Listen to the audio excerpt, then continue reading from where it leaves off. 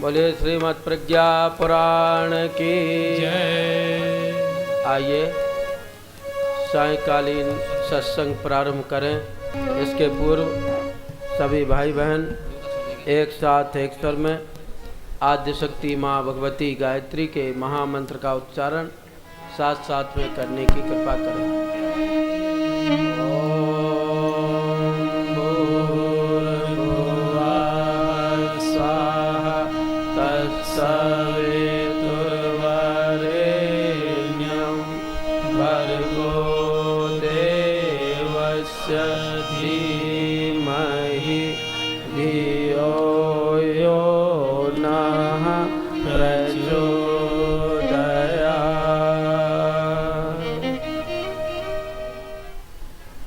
इस पावन युग तीर्थ शांति कुंज में समागत हमारे अपने ही प्राणवान प्रज्ञा परिजन बंधुओं, सती सावित्री सीता के चरित्र को चरितार्थ करने वाली देवी स्वरूपा माताओं बहनों,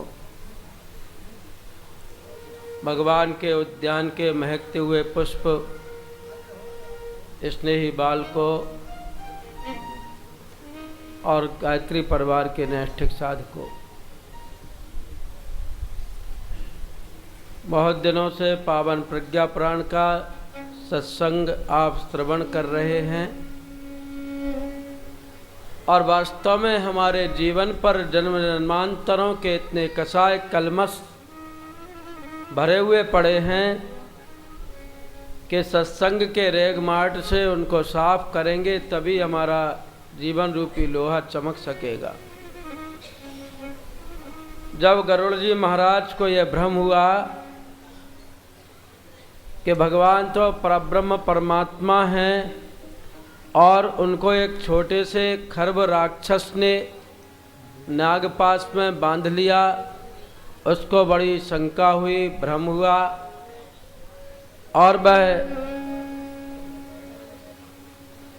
देवर्षि नारद के पास में पहुंचा अपनी जिज्ञासा लेकर। देवर्षि नारद ने कहा, जेहि बहुबार नचावहि मोहि सोई व्यापी विहंगपति सोई। जो माया मुझे नचाती रहती है अनेकों बार, हे विहंगपति तुझे वह माया संव्याप्त हो गई। चलो ब्रह्मा जी से पूछें। ब्रह्मा जी के पास में गए। ब्रह्मा जी का मैं भी कई बार नाच चुका हूँ, तुम्हारी शंका का समाधान नहीं कर सकता, तुम शंकर जी पर जाओ। शंकर जी के पास गया तो शंकर भगवान ने एक सूत्र दिया, हे गरुड़ जी तुम्हारे अंदर भ्रम बहुत अधिक है और शंका बड़ी है और छोटे से सत्संग में, एक दिन के सत्संग में तुम्हारी शंका का निवारण नहीं हो सकता। आपके शंका का निवारण तभी होगा जब बहुत लंबे समय तक आप सत्संग करेंगे। और कहा जाता है कि 1 वर्ष तक कागभसुंड जी के आश्रम में नीलगिरी पहाड़ पर बैठकर गरुड़ जी ने सत्संग किया, तब उनका ज्ञान नष्ट हुआ। इसे 1 या 2 या 3 या 4 या सप्ताह भर के सत्संग से हमारा जीवन प्रकाश प्राप्त नहीं कर पाता। अज्ञान अंधकार की गहरी परतें हमारे अंदर छाई हुई है। इसलिए प्रज्ञा पुराण का यह चिंतन या मंथन आप निरंतर श्रवण कर रहे हैं। यह प्रज्ञा पुराण हमारे अज्ञान को दूर करेगा, जीवन को ऊंचा उठाएगा, हमको उज्जवल भविष्य की ओर ले जाएगा। शर्त एक ही है कि हम तन्मय होकर के सुने, हम सो कर के नहीं, हम जाग कर के सुने। सुषुप्ति अवस्था में कोई भी आवाज हमारे कान, हमारे जीवन, हमारे हृदय को प्रभावित नहीं कर पाती। जागृति में ही व्यक्ति संदेशों को ग्रहण कर पाता है। इसलिए आइए हृदय पट खोल करके पावन प्रज्ञा पुराण की कथा सुने। सुनो हृदय पट खोल, सब जन यह प्रज्ञा पुराण है। सुनो हृदय पट खोल, सब जन यह प्रज्ञा पुराण है। प्रभु का संदेश इसमें युग ऋषि का तप प्राण है। यह प्रभु का संदेश इसमें युग ऋषि का तप प्राण है। सुनो हृदय पट खोल, सब जन यह प्रज्ञा पुराण है। सुनो हृदय पट खोल, सब जन यह प्रज्ञा पुराण है। सुनो हृदय पट खोल।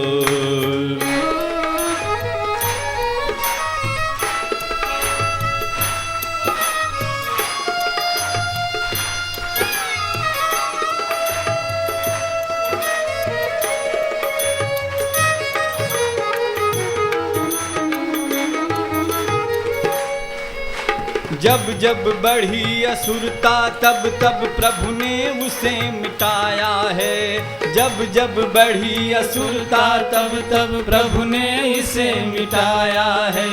प्रभु के संग संग युग दूतों ने निज कर्तव्य निभाया है। प्रभु के संग संग युग दूतों ने निज कर्तव्य निभाया है। जागृत हो युग दूत,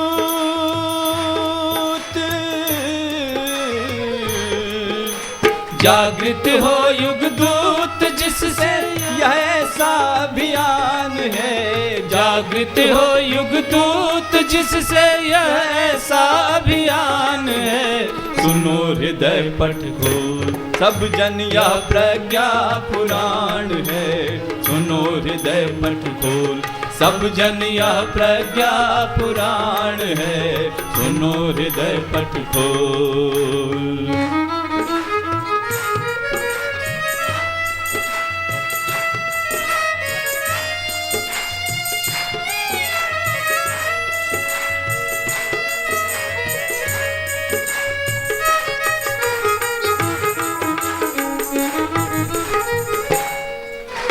जिनको प्रभु का प्यार चाहिए वे सब इनका वर्ण करें। जिनको प्रभु का प्यार चाहिए वे सब इनका वर्ण करें। अपना कर आदर्श उन्हीं का साहस में आचरण करें। अपना कर आदर्श उन्हीं का साहस में आचरण करें। जागे सुख सौभाग्य,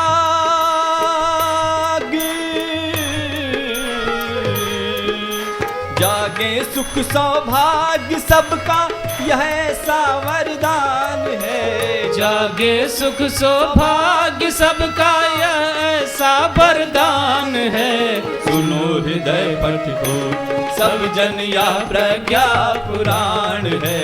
सुनो हृदय पट खोल, सब जन यह प्रज्ञा पुराण है। यह प्रभु का संदेश इसमें युग ऋषि का तप प्राण है। यह प्रभु का संदेश इसमें युग ऋषि का तप प्राण है।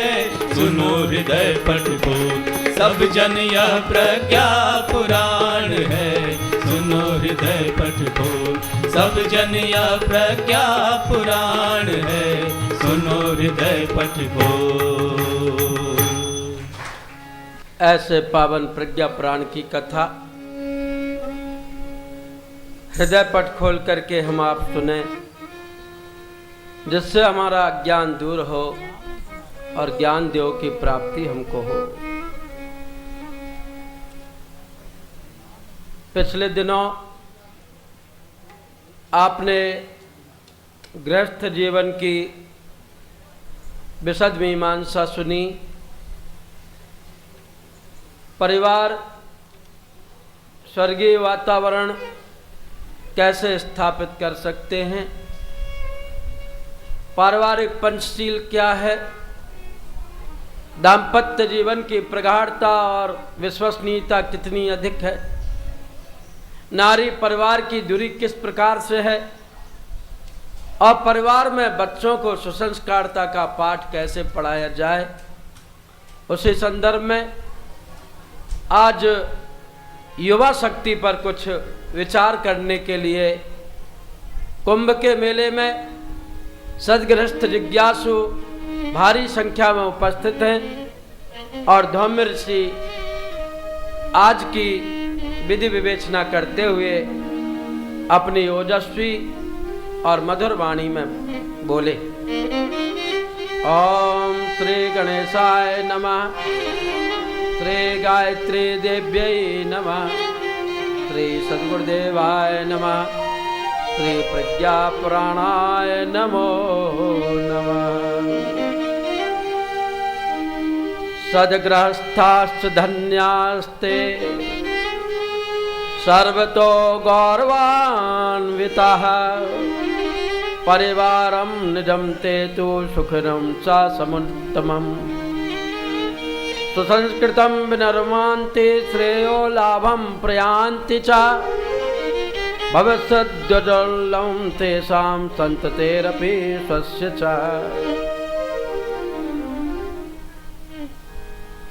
हे सद्गृहस्थ जिज्ञासुओं, गृहस्थ जीवन जीने वालों को अपना आदर्श उपस्थित करके समूचे परिकर को सज्जनता के ढांचे में ढालना चाहिए। सत्प्रवृत्तियों का सतत अभ्यास करना चाहिए। परिवार के बालकों के साथ साथ युवा जन को भी स्नेह दिया जाए, दुलार दिया जाए।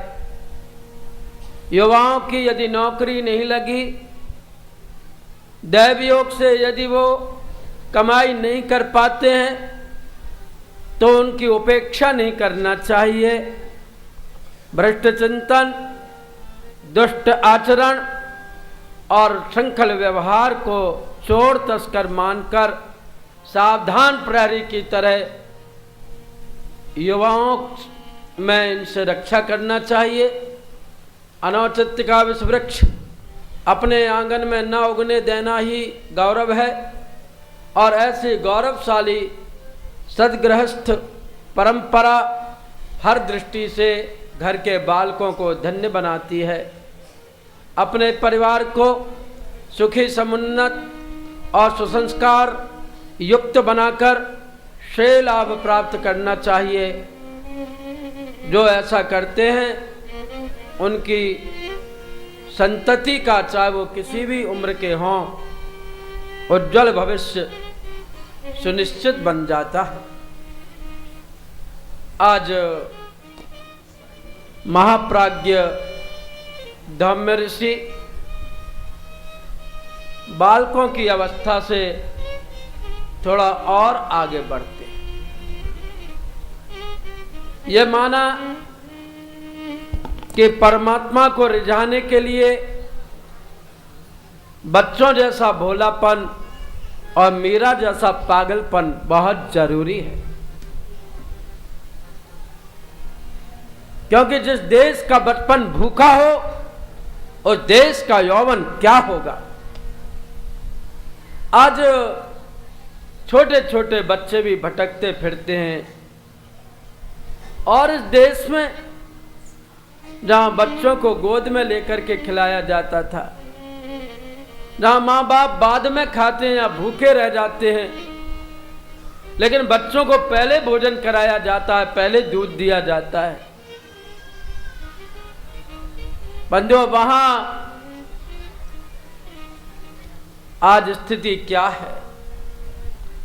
इस देश में बाल मजदूरी कराई जाती है, और 6 साल से लेकर के 12 साल तक के बच्चे जब होटलों में बर्तन साफ करते दिखाई देते हैं, जब पत्थर ढोते हुए दिखाई देते हैं, जब कारखानों का धुआं और धूल खाते पीते दिखाई देते हैं, तो लगता है इस देश का यौवन क्या होगा। बचपन को देखते हुए देश के यौवन पर प्रश्न चिन्ह लग जाता है। इसलिए आज धौम्य ऋषि नवयुवकों को आगाह कर रहे हैं। हे नवयुवकों, जागो, क्योंकि धर्म और युवा एक दूसरे के पर्यायवाची हैं। धर्म ऊर्जा है और ऊर्जा के लिए युवाओं की आवश्यकता पड़ती है। गंगा का प्रवाह जब स्वर्ग से धरती पर प्रवाहित हुआ तो कहा सबसे बड़ा देवता कौन, सबसे एक रस रहने वाला युवा कौन?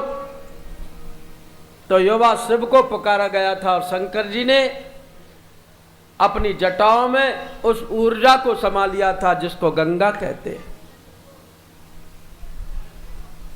युवा के कंधों पर जब धर्म आता है तो धर्म भी युवा बन जाता है। लेकिन आजकल धार्मिक कथाओं में, धार्मिक समारोहों में, मंदिरों में वृद्ध लोग ही दिखाई देते हैं।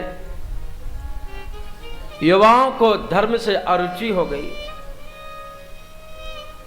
धर्म की पहली पसंद युवा है और धर्म के चहुमुखी विकास के लिए आज युवा शक्ति को यहां पर आमंत्रित किया जा रहा है। युवाओं के मजबूत कंधों की जरूरत है। युवा बच्चों और बूढ़ों के बीच के सेतु हैं, क्योंकि बच्चे भविष्य का सपना देखते हैं, बूढ़े अतीत की गाथाएं गाते हैं। मेरा जमाना ऐसा था, इतना सस्ता अनाज था, मैं ऐसा रहता था, 1 पैसे की इतनी जलेबियां मिलती थी। बच्चे भविष्य का स्वप्न देखते हैं, मैं ये बनूंगा, ये बनूंगा। बूढ़े अतीत की गाथाएं गाते हैं, लेकिन युवा वर्तमान में जीता है।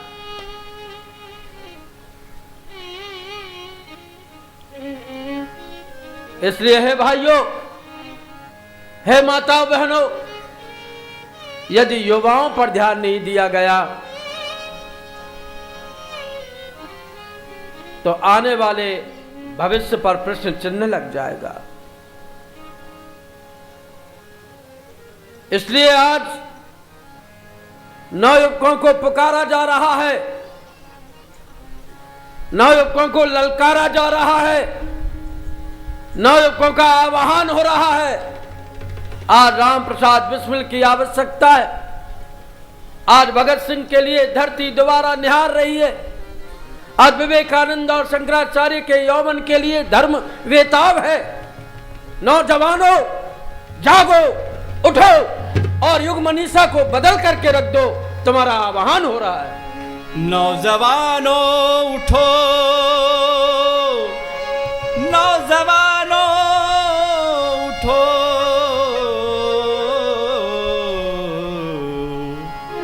नौजवानों उठो, वक्त यह कह रहा, खुद को बदलो जमाना बदल जाएगा। नौजवानों उठो, वक्त यह कह रहा, खुद को बदलो जमाना बदल जाएगा। नौजवानों उठो, वक्त यह कह रहा, नौजवानों उठो, वक्त यह कह रहा, खुद को बदलो जमाना बदल जाएगा। खुद को बदलो जमाना बदल जाएगा। शक्तियों को लगाओ सही कार्य में, शक्तियों को लगाओ सही कार्य में, देश का विश्व का भाग्य खुल जाएगा। देश का विश्व का भाग्य खुल जाएगा। नौजवानों उठो, वक्त यह कह रहा।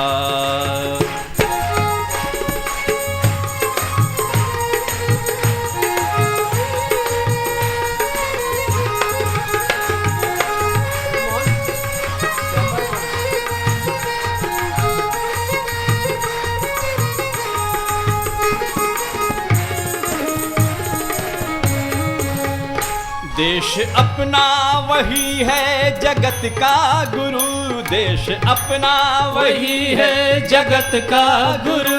आज अज्ञान में यह भटक क्यों रहा, अज्ञान में क्यों भटक क्यों रहा। पार जिसने करोड़ों अरे और जिसने करोड़ों अरे कर दिए, रास्ते में अरे यह अटक क्यों रहा, रास्ते में अरे क्यों अटक क्यों रहा। भाव दैवी जगा लो हृदय में अगर, भाव दैवी जगा लो हृदय में अगर, स्वर्ग ऊपर उतरता चला जाएगा। भाव देवी जगा लो हृदय में अगर, स्वर्ग ऊपर उतरता चला जाएगा। नौजवानों उठो वक्त यह कह रहा।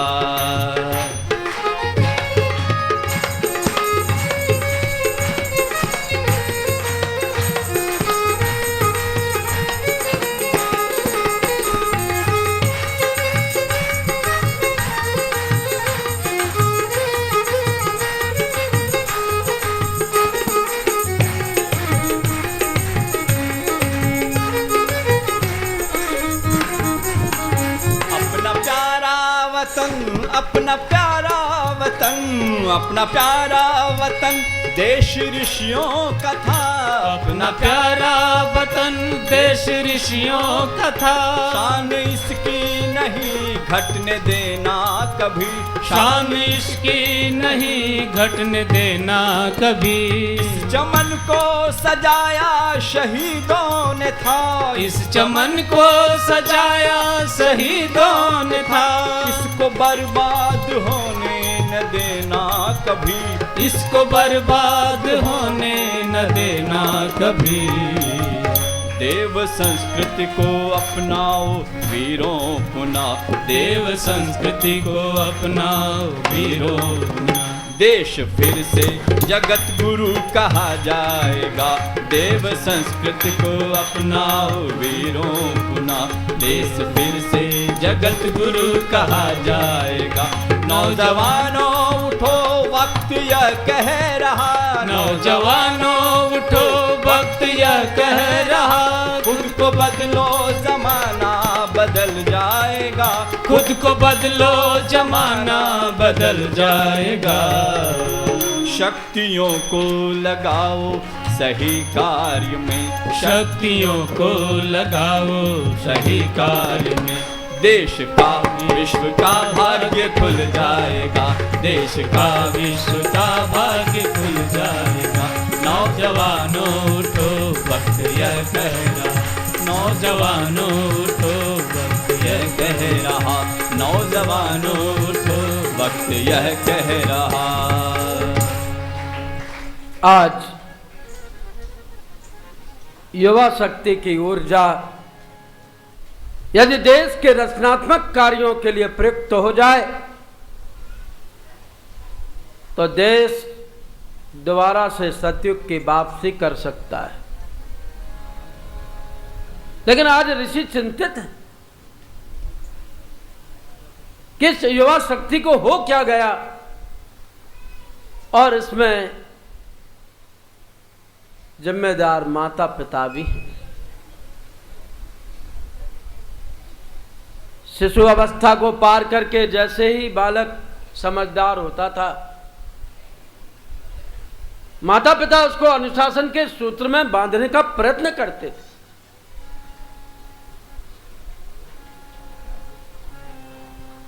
भगवान राम जन्म के बाद में चाहते तो मखमली गद्दों पर खेलते रहते, लेकिन भय कुमार जवहीं सब भ्राता, भय कुमार जवहीं सब भ्राता। भय कुमार जवहीं सब भ्राता, भय कुमार जवहीं सब भ्राता। तीन जनेऊ गुरु पितु माता, दीन जनेऊ गुरु पितु माता। गुरु ग्रह पढ़न गए रघुराई, गुरु ग्रह पढ़न गए रघुराई। अल्प काल विद्या सब आई, अल्प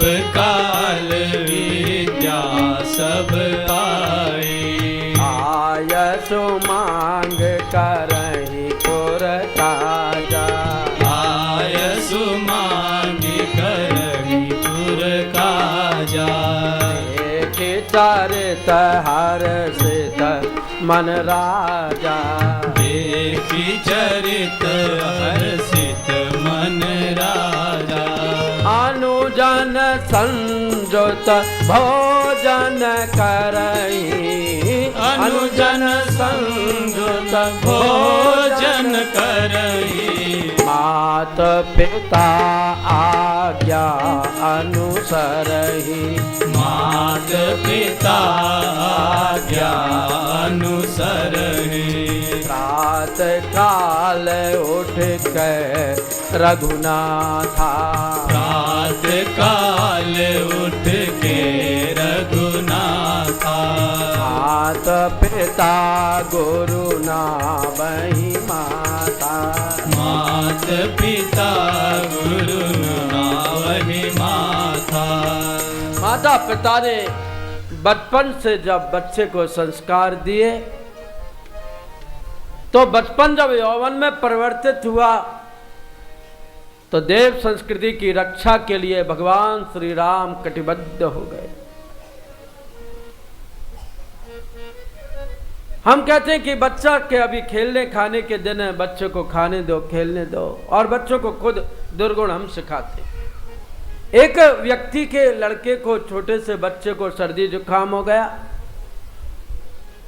तो उसका एक दोस्त था आदमी का, जमींदार, उससे पूछा भाई मेरे बच्चे को सर्दी जुकाम हो गया, ठीक ही नहीं हो रहा है, कैसे जाएगा सर्दी जुकाम? तो जमींदार ने कहा बस थोड़ी सी उसको शराब पिला दे और शराब पिला देगा तो उसका सर्दी जुकाम दूर हो जाएगा। तो उसने कहा शराब से सर्दी जुकाम कैसे दूर हो जाएगा? तो उसने कहा जब शराब पीने से मेरी जमींदारी चली गई, ठकुराई चली गई, दौलत चली गई, मेरा अमीरी चली गई, तो शराब पीने से तेरे बच्चे का जुकाम नहीं जाएगा क्या? बचपन से ही बच्चों को ऐसी बातें सिखाते हैं जिनसे उनका कोई लेना देना नहीं। आज छोटे छोटे बच्चों को सिखाते हैं। घर में माँ बाप होंगे, कोई आएगा, डोरबेल बजेगी तो पहले ही बुला के कह देना पापा घर पर नहीं है। और बच्चा कह देता है कौन आए हैं? अभी पापा घर पर नहीं है। और कभी कभी तो बच्चा ये भी कह देता है कि पापा कह रहे हैं कि अभी पापा घर पर नहीं है। तो पूरा का पूरा फिर उसको नीचा देखना पड़ता है। हम बच्चों को जाने क्या क्या सिखाते हैं। बच्चों को गलत कार्य हम सिखाते हैं और बच्चों पर वैसी ही छाप पड़ती हुई चली जाती है। फिर यौवन आने पर, युवावस्था आने पर, जवानी आने पर जब वो हमारा कहना नहीं मानते तो हम सिर पीट करके रोते हैं। महाराजा दशरथ ने, माता पिता ने, गुरुजनों ने भगवान श्री राम का कुमारावस्था में यज्ञोपवीत संस्कार कराया। यह यज्ञोपवीत धर्म का सूत्र है। सूत्र मतलब फार्मूला। फार्मूला दिया जाता था अनुशासन में बंदे का बचपन से ही। लेकिन आजकल बचपन में कोई संस्कार नहीं कराया जाता है। परिणाम क्या होता है कि विवाह होते समय जवान लड़के को पंडित जी जबरदस्ती करके यज्ञोपवीत पहना देते हैं और बारात जैसे घर में लौटती है वैसे वो यज्ञोपवीत को खूंटी पर टांग देता है, क्योंकि बचपन से तो कुछ किया नहीं। बच्चा जब तक गर्भ में है तब तक वह गर्भ है, जन्म ले लेता है वह शिशु कहलाता है, शिशु के बाद में वह बच्चा कहलाता है, बच्चे के बाद में वह कुमार कहलाता है, कुमार के बाद में किशोर कहलाता है। और कुमारावस्था और किशोरावस्था बीत जाने के बाद यदि कोई ये सोचे कि अब हम बच्चे को अपने दृष्टिकोण के अनुसार मोड़ लेंगे तो ये संभव नहीं, क्योंकि बच्चे फिर पक्के घड़े हो जाते हैं। घड़ा या तो बजता है या फूट जाता है, फिर घड़े को गीली मिट्टी के समान कोई मोड़ नहीं सकता। फिर बच्चे कहना नहीं मानते। आज बच्चों के अंदर ऐसा बीजांकुरण करना है कि उनकी जवानी धन्य हो जाए। इसलिए बाल बोध्या विनेयाश्च प्रापास्ने साविदम उच्चते शिशुवास्ने लभंता शिक्षणोन्मुखम। बच्चों को प्यार के साथ साथ शिक्षण भी दें और शिक्षण के साथ साथ उनके अंदर ऊर्जा का समावेश भी करें। बच्चों के अंदर बचपन से ही ऊर्जा होगी तो वो राष्ट्र रक्षा के लिए, धर्म रक्षा के लिए कटिबद्ध हो जाएंगे। विश्वामित्र ऋषि के यज्ञों में जब बहुत उत्पात मचने लगा, उनको चिंता हुई।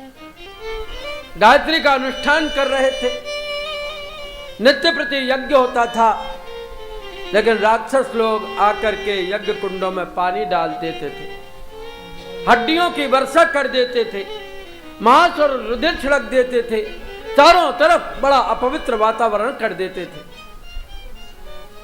ऋषि विश्वामित्र के मन में चिंता उत्पन्न हुई, अगर मैं इनको श्राप देता हूं, अपनी क्रोधाग्नि से इनको जलाता हूं राक्षसों को, तो मेरा पुण्य नष्ट हो जाएगा, लेकिन इनका वध करना जरूरी है। और वो ब्राह्मण का वेश बना करके जब महाराजा दशरथ के दरवाजे आए, महाराजा दशरथ ने देखा पीले कपड़ेधारी बाबा जी आए हैं, तो जरूर कुछ मांगने आए होंगे। याचना करनी बुरी बात नहीं है बंधुओं, लेकिन हम क्या मांगे, क्या याचना करें?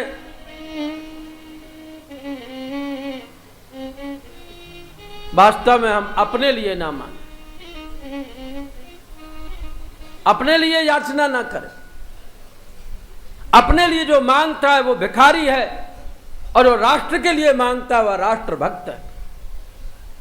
विश्वामित्र गए, देखा पीले कपड़ेधारी बाबा जी आए तो जरूर कुछ मांगेंगे। कहा आप क्या मांगना चाहते हैं महाराज?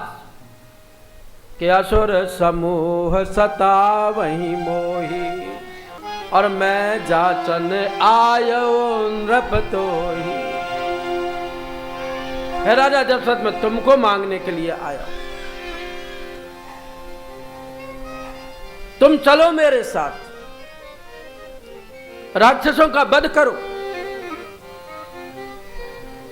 राजा दशरथ ने कहा मैं तो वृद्धावस्था को प्राप्त कर गया हूं, वृद्ध हूं, पहले जाता था देवासुर संग्राम में, लेकिन अब मैंने बहुत दिनों से लड़ना छोड़ दिया है, मैं आपके साथ नहीं चल सकता।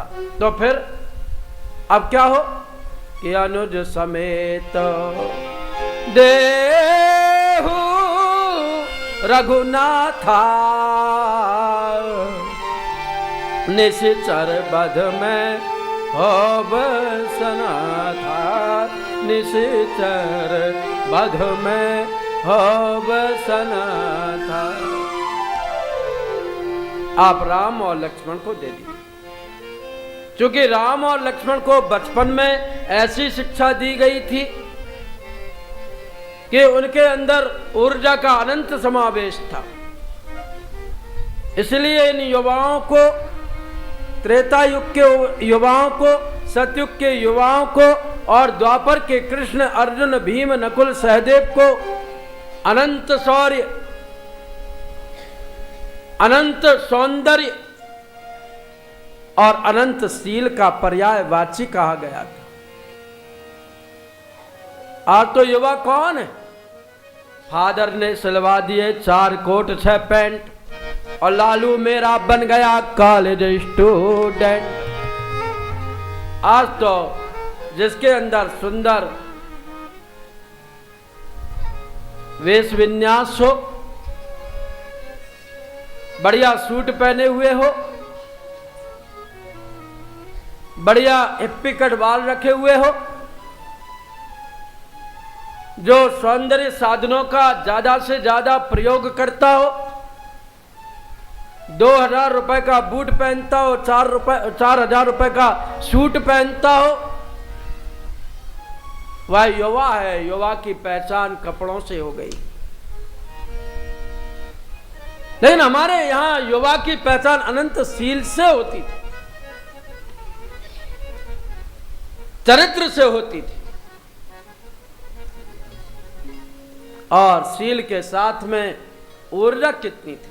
आज तो युवाओं की ऊर्जा बिजली के तार काटने में, रेलगाड़ियां जलाने में, मोटर गाड़ियां जलाने में और सरकारी संपदा को नष्ट करने में लग रही है। लेकिन उस समय जब उस युग के ऋषि ने आह्वान किया कि आज यज्ञों पर संकट है, धर्म पर संकट है, भगवान पर संकट है, राष्ट्र पर संकट है, हमको ऐसे युवाओं की आवश्यकता है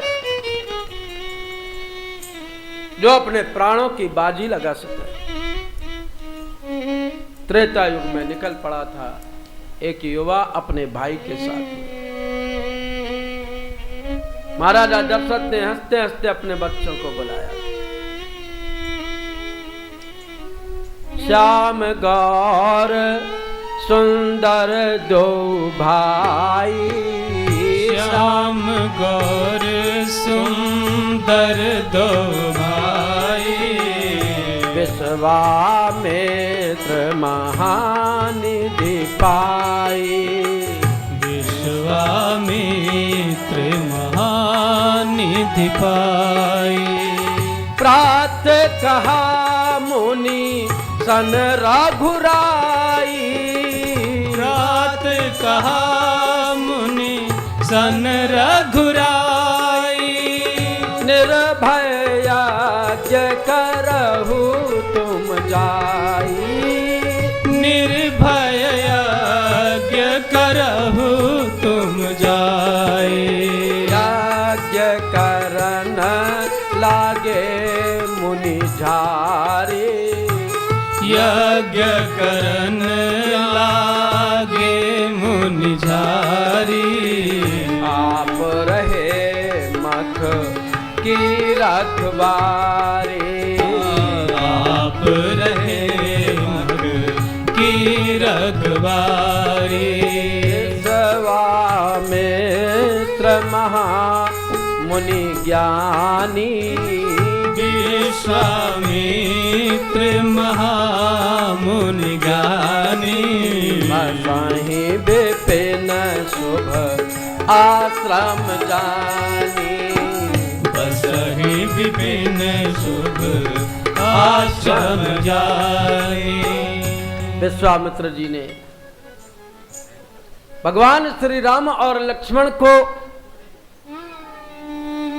ऐसा दिव्य संदेश दिया जिससे कि वे किशोरावस्था में ही भयंकर राक्षसों से युद्ध करने के लिए तैयार हो। आज हम युद्ध तो करते हैं, लेकिन बच्चे अपने माँ बाप से युद्ध करते हैं, भाइयों से युद्ध करते हैं। घर का हर आंगन महाभारत का मैदान बना हुआ है और छोटी सी छोटी चीजों पर भाइयों भाइयों में झगड़े होते रहते हैं। बबलू ने 2 बिस्कुट ले लिए, मुन्नू को 1 ही बिस्कुट मिला तो बॉक्सिंग बाजी शुरू हो जाती है। मुनिया को तकिया मिल गया और मुन्ना को तकिया नहीं मिल पाया तो भाई बहनों में मुक्केबाजी हो जाती है। लेकिन कभी हमने ये नहीं सोचा कि अपने बच्चों की ऊर्जा को हम देश, धर्म, संस्कृति की रक्षा के लिए उत्प्रेरित करें।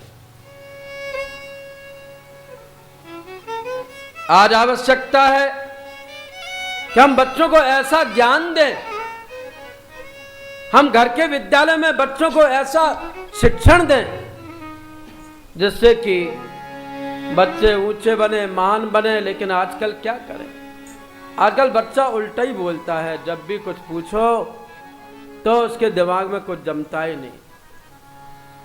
एक संस्कृत के शिक्षक थे, वो बच्चों को पढ़ा रहे थे तो उन्होंने एक लड़के से कहा, रामू तुम बताओ कि ये पाजामा 1 वचन है या 2 वचन है? तो कहा सर कमर में कसते समय तो वह 1 वचन है और टांगों में डालते हुए वह 2 वचन है। उल्टी सीधी बात करते हैं, सही जवाब देते ही नहीं। इसे आज किताबी ज्ञान ना दिया जाए बल्कि बच्चों को ऐसा व्यवहारिक ज्ञान दिया जाए जो हमारे सतयुग, त्रेता युग में, द्वापर युग में ऋषि मुनियों ने बच्चों के व्यक्तित्व को बनाया, आश्रम व्यक्तित्व ढालने की टकसाल हुआ करते थे। परम पूज्य गुरुदेव ने भी शांति कुंज को व्यक्तित्व ढालने का टकसाल बनाया, और यहाँ पर देव संस्कृति विश्वविद्यालय के द्वारा, गायत्री विद्यापीठ के द्वारा ही नहीं, बल्कि जब आप इस भीड़ पर नजर डालें तो यहाँ पर अधिकांश सैकड़ों की संख्या में नवयुवक नवयुवतियां दिखाई देते हैं, जो पीले वस्त्र पहन करके गायत्री का अनुष्ठान कर रहे हैं, जो यज्ञ में आहुति देते हैं।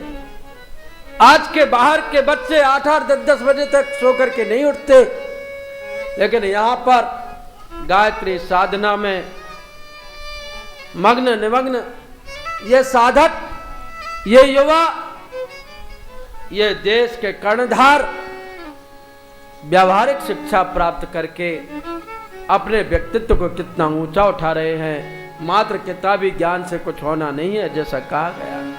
विद्यालय में पढ़कर बच्चे बस ज्ञान किताबी पाते हैं, बस ज्ञान किताबी पाते हैं, बस ज्ञान किताबी पाते हैं।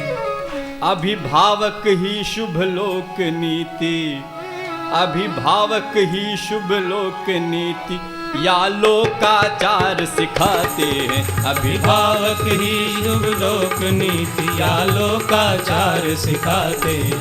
अभिभावक ही शुभ लोक नीति या लोकाचार सिखाते हैं।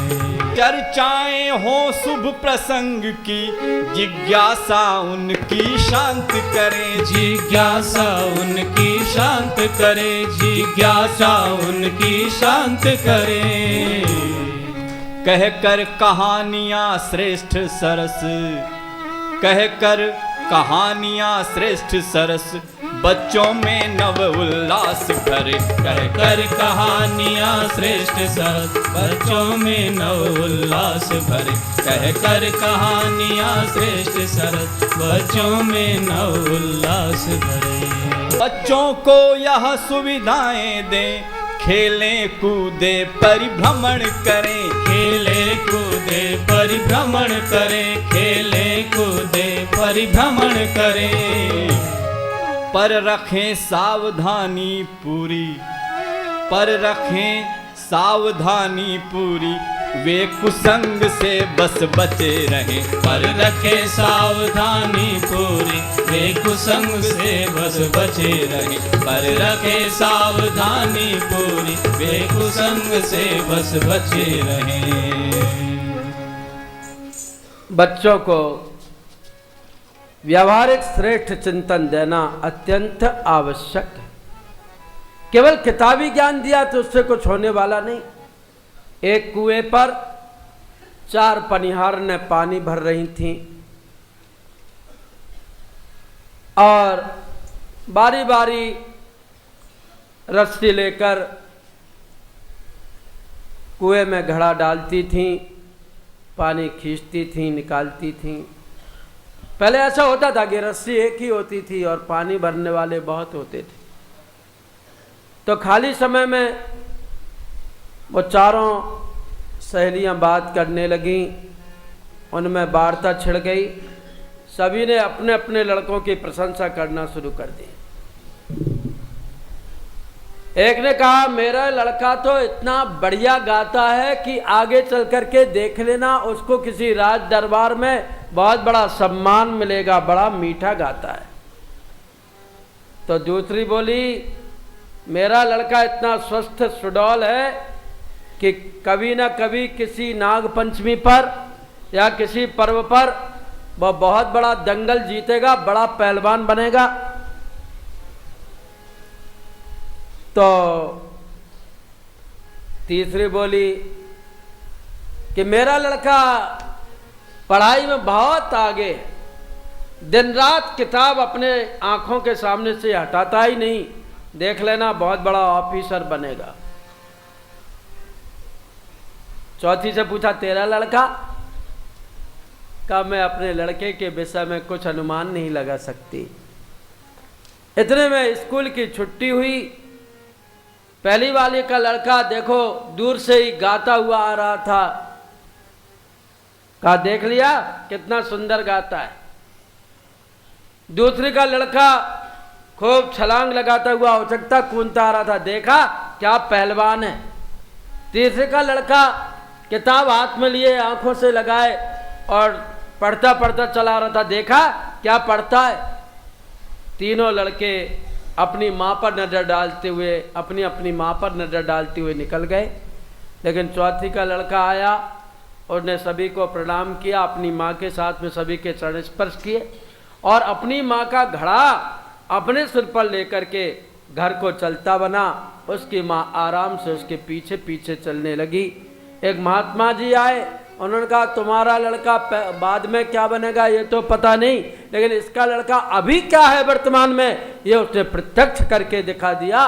तो केवल कोरे ज्ञान से कुछ नहीं होता, किताबी ज्ञान से कुछ नहीं होता। हमने बच्चों को कुमारावस्था में, युवा और किशोरावस्था में उन्हें जैसा ढाला है, जवानी में वैसा ही उनका सांचा बनता है। बंधुओं, जितने भी युवा हुए हैं हमारे देश के, उन्होंने बचपन में पहले अपने आप को तपाया है, अपने आप को गलाया है, तब वो बड़े बने हैं, तब वो महान बने हैं।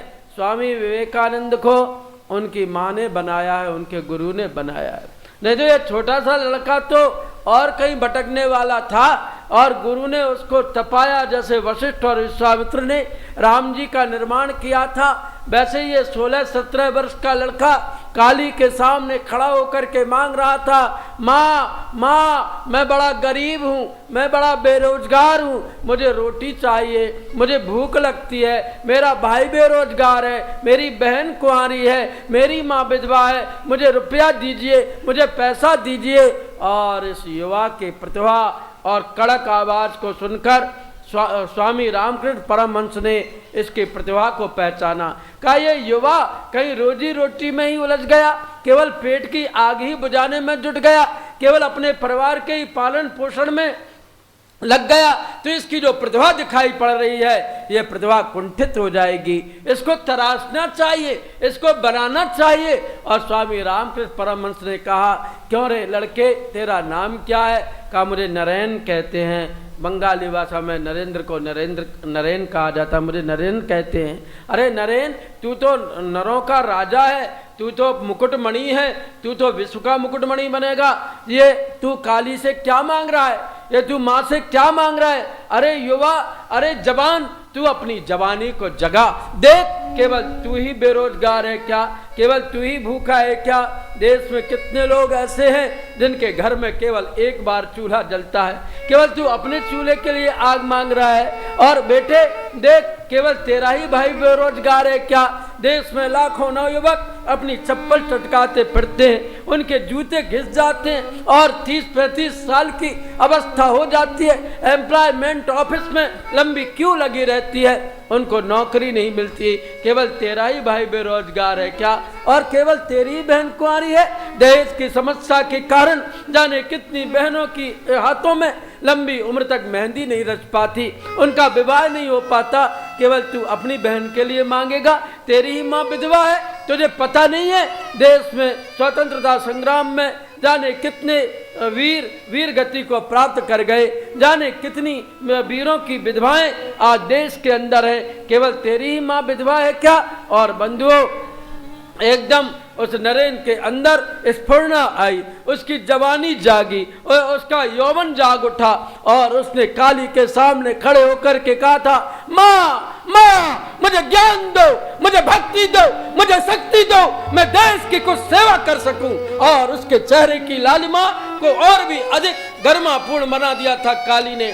और यही बच्चा जब भगवा वस्त्र पहन करके निकल पड़ा, विदेशियों ने इसके ऊपर व्यंग कसे। ये भारत के लोग भी बड़े जादूगर लोग हैं, ये बड़े सफेरे लोग हैं, ये भी भला कोई वेशभूषा होती है?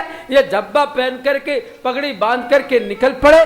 तो बंधुओं, विवेकानंद ने कहा था, विदेशियों तुम्हारी संस्कृति को दर्जी सीता है, लेकिन मेरी संस्कृति को ऋषियों ने बनाया है। और इस संस्कृति को कोई लज्जित नहीं कर सकता। यदि करेगा भी तो उसको खुद लज्जित होना पड़ेगा। एक बार एक इंडियन वहाँ पर इंग्लैंड की रोड पर घूम रहा था लंदन में, तो वो कुर्ता धोती पहने हुए था, युवा था। एक अंग्रेज ने सोचा कि इसकी बेइज्जती करना चाहिए, तो वो आया, पैंट सूट हैट टोप लगाया हुआ था, और उसने आकर के उसको इंडियन की धोती की कांच पकड़ करके कहा, what is this, what is this.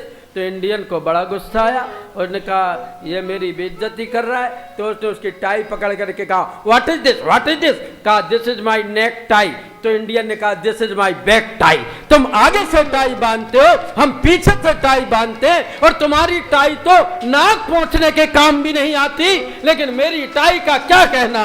मेरे देश की धोती, मेरी देश की चोटी, मेरे देश का यौवन, मेरे देश का पुरुषार्थ, मेरे देश की वीरता सारी दुनिया में आज प्रसिद्ध है, और हमारे देश को तुम लज्जित नहीं कर सकते। स्वामी विवेकानंद ने पगड़ी बांधकर सारे देश विदेशों में ऐसी धूम मचाई कि लोग दंग रह गए।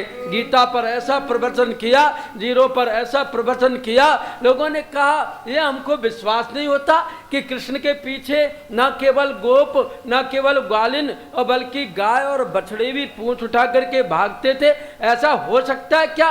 क्या वाणी का इतना बड़ा विज्ञान है? और स्वामी विवेकानंद ने जब जीरो पर, ब्रह्मांड पर, ब्रह्म पर बोलना शुरू किया, विदेशी एकदम एकटक उनकी मुंह की ओर देखते हुए रह गए, और बोलते बोलते स्वामी विवेकानंद मंच से उठे और भागना शुरू कर दिया। सारे हॉल के लोग उनके पीछे पड़ गए। स्वामी जी रुकिए, अपनी बात तो पूरी कर दीजिए, आप कितनी बढ़िया बात बतला रहे थे, स्वामी जी रुकिए रुकिए। उन्होंने कहा इसका नाम यौवन है, इसका नाम आकर्षण है। कृष्ण को कृष्ण इसलिए कहा जाता है कि उनके अंदर गीता ज्ञान की वाणी का आकर्षण है। तो वास्तव में हमारे युवाओं में अब वैसा ओज, वैसे वाणी में प्रखरता, अब वैसे चरित्र में सुशीलता, और वह सौंदर्य जिसको आंतरिक सौंदर्य कहा जाता था, अब वह रहा नहीं। आज जवानों की जवानी जाने कहां पर चली गई। अरे सपूतों, भारती मां तुमको आवाज दे रही है।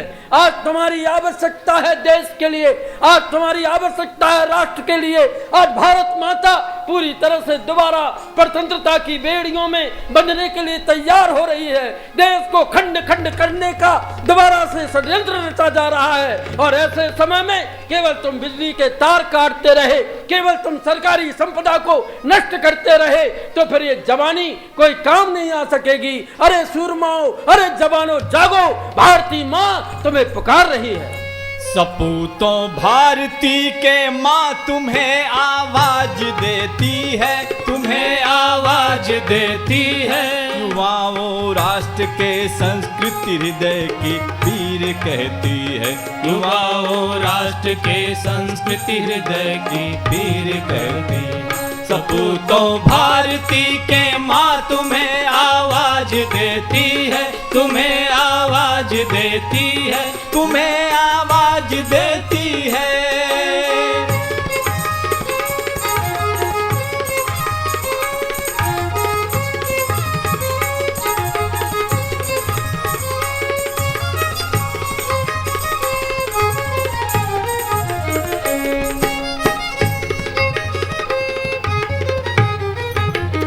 विखंडित हो रही है राष्ट्र की आदर्श समरसता, विखंडित हो रही है राष्ट्र की आदर्श समरसता। उपेक्षित हो रही है देव संस्कृति की सुगढ़ समता, उपेक्षित हो रही है देव संस्कृति की सुगढ़ समता। राष्ट्र की अस्मिता हर ओर से आघात सहती है, राष्ट्र की अस्मिता हर ओर से आघात सहती है। युवाओं राष्ट्र के संस्कृति हृदय की पीर कहती है, युवाओं राष्ट्र के संस्कृति हृदय की पीर कहती है। सपूतों भारती के माँ तुम्हें आवाज देती है, तुम्हें आवाज देती है, तुम्हें आवाज देती है।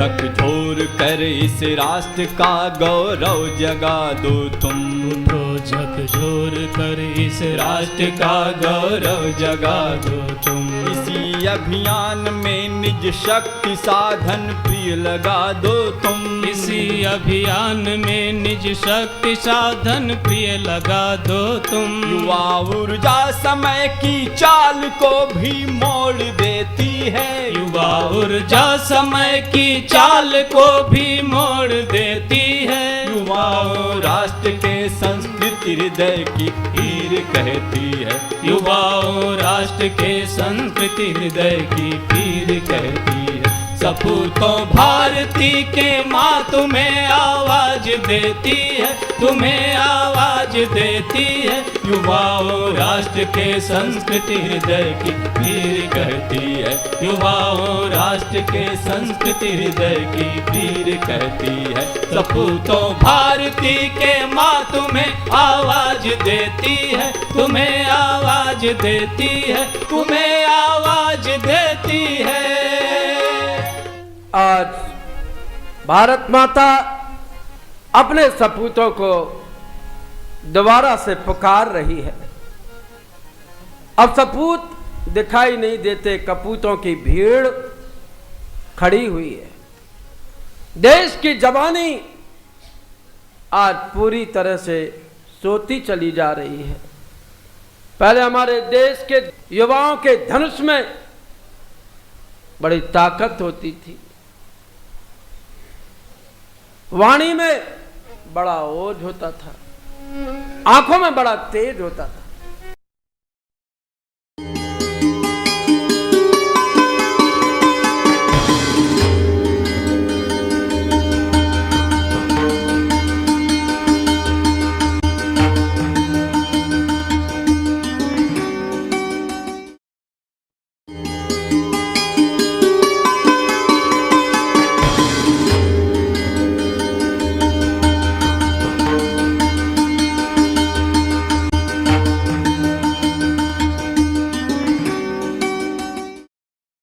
भले प्रज्ञा पुराण की जय। युवा सन्यासी ट्रेन में सफर कर रहा था, ध्यान मग्न बैठा हुआ था। अंग्रेज टीटी आया और अंग्रेज टीटी ने कहा, ए इंडियन बाबा, तुम ये फर्स्ट क्लास के कंपार्टमेंट में सफर नहीं कर सकता। कहा क्यों नहीं कर सकता, मेरे पास में टिकट है ना। इंडियन इसमें फर्स्ट क्लास में सफर नहीं कर सकता। क्यों नहीं कर सकता, मेरे पास में टिकट है। और उनको अगली स्टेशन पर ला करके उतार दिया। युवाओं की आंखों में भी कितनी ऊर्जा होती है, मैं ऊर्जा की बात करता हूं। स्वामी राम तीर्थ उतर गए, प्लेटफार्म पर पद्मासन लगा करके बैठ गए और उन्होंने नेत्रों की दृष्टि रेल के इंजन के पहिए पर टिका दी। अब ट्रेन चलने का समय हुआ। ड्राइवर ने इंजन स्टार्ट किया लेकिन आगे ही नहीं बढ़ता था। बहुत तेज प्रेशर दिया, आगे नहीं बढ़ता था। तब फिर मैकेनिक बुलाए गए, कोई खराबी नहीं। एक्सपर्ट इंजीनियर आए, नो डिफेक्ट। देखा कि ये चल क्यों नहीं रही है गाड़ी। एक सिपाही की नजर पड़ी और उनका देखो देखो वो इंडियन बाबा कैसी टकटकी लगाए हुए बैठा है। और युवा स्वामी जी ट्रेन पर इंजन के पहिए पर अपनी टकटकी लगाए हुए, क्रटक दृष्टि लगाए हुए बैठे थे। लोगों को मामला समझ में आया। सारे अधिकारी महात्मा जी के चरणों में पड़े, महात्मा जी चलिए फर्स्ट क्लास के कंपार्टमेंट में सफर कीजिए, चलिए आप अपनी दृष्टि हटाइए। हमारे युवाओं में ऐसी दृष्टि प्राप्त होती थी, उनको मिलती थी। क्यों? क्योंकि वो दृष्टि का सदुपयोग करते थे, वाणी का सदुपयोग करते थे। आज हमारे युवा के मुंह पर गाली तकिया कलाम के समान रखी रहती है। बात बात में वो गाली निकालते हैं, ठेठ गालियां देते रहते हैं दिन भर। जिस जिब्बा से भगवान का नाम स्मरण करना चाहिए, और जिब्बा को उन्होंने बर्बाद कर दिया गालियां दे देकर। जिन आंखों से भगवान के श्री विग्रह के दर्शन करना चाहिए, उन आंखों से आज युवा घूरता रहता है और अपनी दृष्टि को वासना के अंधकार में डुबाए रहता है। आज पता नहीं इस युवावस्था को क्या हो गया। युवाओं की कहानियां जब सुनते हैं, समझते हैं, तो बंधुओं याद आ जाती है सुभाष चंद्र बोस की जवानी। युवा सुभाष चंद्र बोस ने कहा था कि यदि मुझे 100 युवा मिल जाएं तो मैं रातों रात इस देश को आजादी दिलवा दूं। और वो खोज में निकले थे अध्यात्म की में। हिमालय में आए, हिमालय में सर्वत्र उन्होंने भ्रमण किया और फिर उनके मन में विचार आया कि हिमालय इतना ऊंचा, इतना विराट, मैं अपनी जवानी को हिमालय में घूम घूम करके खोदूं और मेरा राष्ट्र परतंत्रता से जकड़ा रहे, ऐसा नहीं हो सकता। मैं खुद हिमालय बनूंगा। और हिमालय जैसे दृढ़ निश्चय करके जब वो निकले, उन्होंने जापान पहुंच करके आजाद हिंद फौज का निर्माण किया।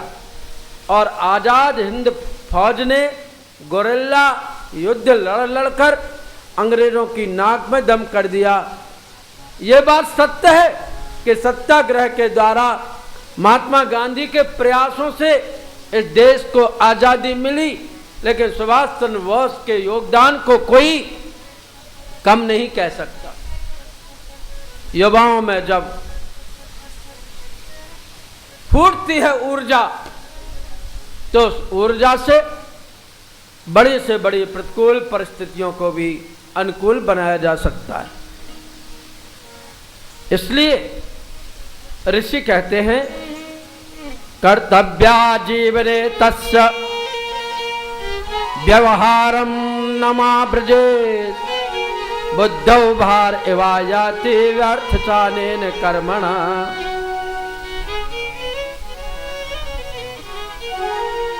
हमारे युवाओं को व्यर्थ के कामों से बचाना चाहिए। सुसंगति का उनके अंदर प्रभाव पड़े और श्रेष्ठ संग वो अपनाए। माता पिता को, बुजुर्गों को ऐसा प्रयत्न करते रहना चाहिए। कोरी डिग्री प्राप्त कराना, जब भी पूछते हैं माँ बाप से तो वे एक ही बात कहते हैं, हमारा लड़का तो बीए कर रहा है, हमारा लड़का तो बीएससी कर रहा है, हमारा लड़का तो एमकॉम कर रहा है, हमारा लड़का तो बीई कर रहा है, हमारा लड़का तो एमबीबीएस में पढ़ रहा है। केवल कोरे ज्ञान से कुछ नहीं होना। 4 युवा पंडित थे, वो एक गुरु के यहाँ जाकर के 4-5 उन्होंने वाक्य सीख लिए और रट लिए। उन वाक्यों को उन्होंने रट लिया अच्छी तरह। पहला वाक्य था, महाजनो येन गतः सपंथा। खूब रटा उन्होंने, महाजनो येन गतः सपंथा। दूसरा उन्होंने रट लिया, राजद्वारे शमशाने चा यस्तिष्ठति सब बांधवः। इसको भी उन्होंने याद कर लिया। तीसरा वाक्य उन्होंने याद किया, धर्मस्य त्वरितः गतिः। इसको भी खूब रटा उन्होंने। और फिर उन्होंने चौथा वाक्य रटा, आगमिष्यति यत्पत्रम तदस्मात् तारयिष्यति। एक और उन्होंने वाक्य याद कर लिया, सर्वनाशे समुत्पन्ने अर्धम तदिति पंडितः। अतिविस्तार विस्तीर्ण तद भवेन्न चिरायुषम। और 7वां वाक्य उन्होंने याद किया, छिद्रेष्वनर्था बहुली भवंती। अब चारों पढ़ करके निकले स्कूल से और उन्हें पता नहीं चल रहा था कि कौन सा रास्ता तय किया जाए। इतने में कोई वैश्य मर गया था, उसकी अर्थी जा रही थी। सारे महाजन लोग मरघट की ओर जा रहे थे। तो एक आदमी ने कहा, महाजनो ये गता सपन था, ये बनिए जिस ओर जा रहे हैं उसी तरफ चलो। तो वो मरघट पहुंच गए। मरघट में अब किसको मित्र बनाए? तो मरघट में देखा तो एक गधा खड़ा हुआ था। राजद्वारे शमशाने चा यस्तिष्ठति स बांधवा। राज दरबार में और शमशान में जो बैठा हो वही अपना बांधव है, ऐसा सोच करके गधे से गले मिलने लगे। गधे के आगे पीछे हुए। गधे ने जुलत्ती झाड़ी और पिटकुट करके गधे से भाग खड़े हुए। अब क्या करें? एक भागते भागते नदी के पास में आए और नदी में एक पत्ता बह रहा था, केले का पत्ता। तो कहा क्या करें? कहा आगमिष्यति यत्पत्रम तदस्मा तारयस्यति। अगर डूबते में पत्ता भी मिल जाए तो उस पर बैठ करके पार होना चाहिए। केले के पत्ते पर बैठ करके पार होने लगे। डूबते डूबते बचे, प्राणों की बनाई। आगे चल करके देखा नदी के किनारे एक आदमी डूब रहा था।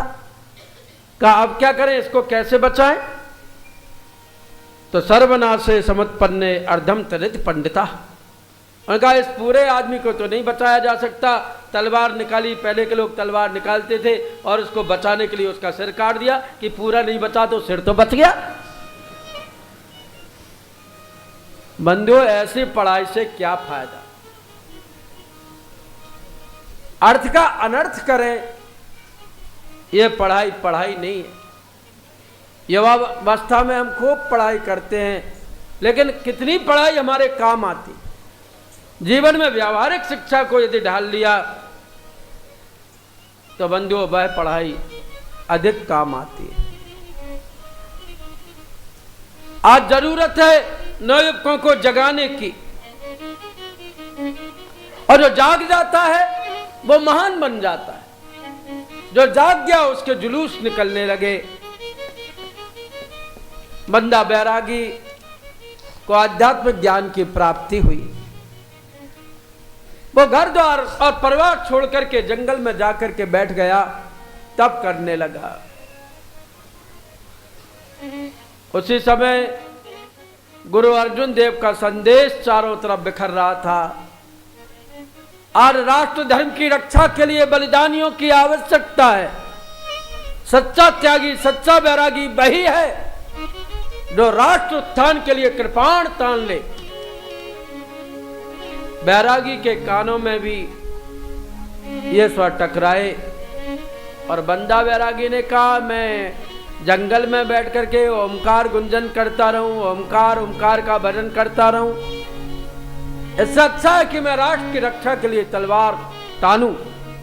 और वो बंदा बैरागी अपने सच्चे अध्यात्म को प्राप्त करने के लिए अर्जुन देव के शरण में पहुंच गया। और वो गुरु अर्जुन देव उसे हमेशा बंदा बैरागी कहकर के ही पुकारते थे। अकेले बैरागी ने सैकड़ों आत्ताइयों का सर काट दिया था। बंधु, आज बच्चों को ऐसी व्यवहारिक शिक्षा देना जरूरी है। केवल कोरा ज्ञान हमारे युवाओं का उद्धार नहीं कर सकता। कोरे ज्ञान से कुछ नहीं होता। युवाओं ने बड़ी क्रांति की है। रामचरितमानस के दोनों युवा, कोई उनको विस्मृत नहीं कर सकता है।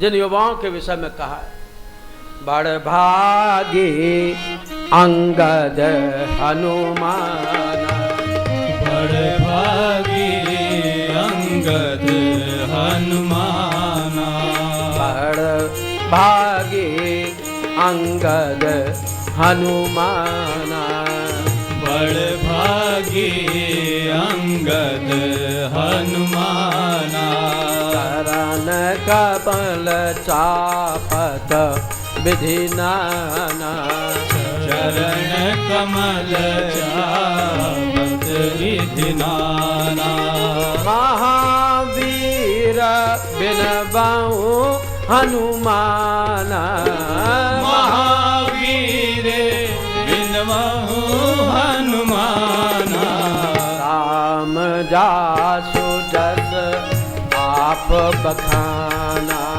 राम जासु जस आप बखाना बड़ भागी अंगद हनुमाना बड़ भागी अंगद हनुमाना चरण कमल चापत विधि नाना चरण कमल चापत विधि नाना रामचरित मानस के चिर युवा एक हनुमान एक अंगद,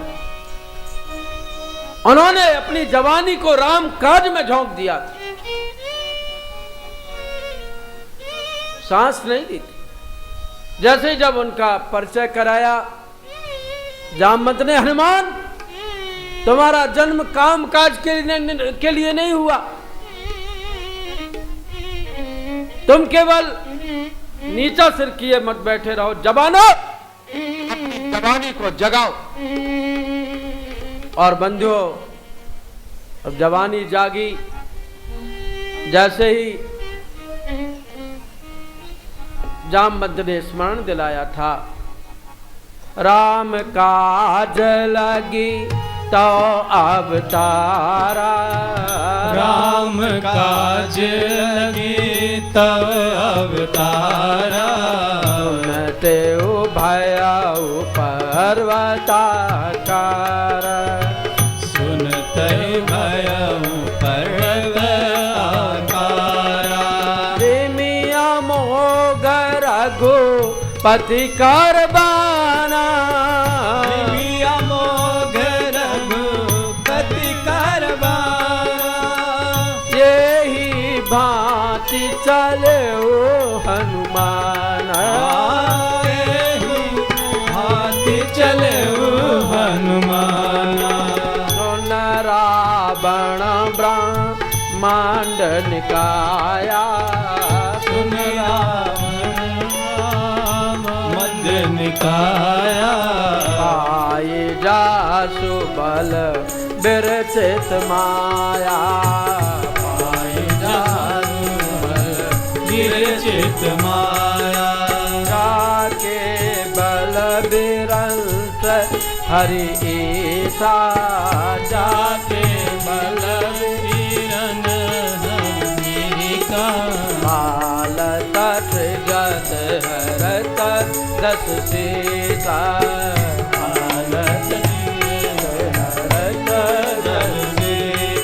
हनुमान जी गए वेग के साथ, जैसे भगवान श्री राम का बाण छूटा हो। और कहां गए? उस त्रिलोक विजयी रावण के सामने, और जाकर के उन्होंने भगवान का बखान कर दिया, मैं केवल तुम्हारे यहाँ तोड़ फोड़ करने के लिए नहीं आया, मैं केवल तुम्हारे यहाँ आग लगाने के लिए नहीं आया, बल्कि मैं एक संदेश लेकर के आया हूँ। और राम जी का वह संदेश सुनो, मैं बहुत बड़े बलशाली का संदेश लेकर के आया हूँ। और जिस रावण के सामने कोई जबान नहीं खोल सकता था, काल जिसकी पाटी से बंधा रहता था, इंद्र जिसके यहाँ हवा करता रहता था, और वरुण जिसके यहाँ पानी भरता रहता था, अग्निदेव जिसके यहाँ भोजन पकाते थे, उस रावण के सामने भी हनुमान जैसे युवा ने आंखें लाल लाल करते हुए कह दिया था, सुन रावण ब्रह्मांड निकाया, पाए जा सुबल विरचित माया, जाके बल विरंच हरि ईसा, पालत सृजत हरद सीसा।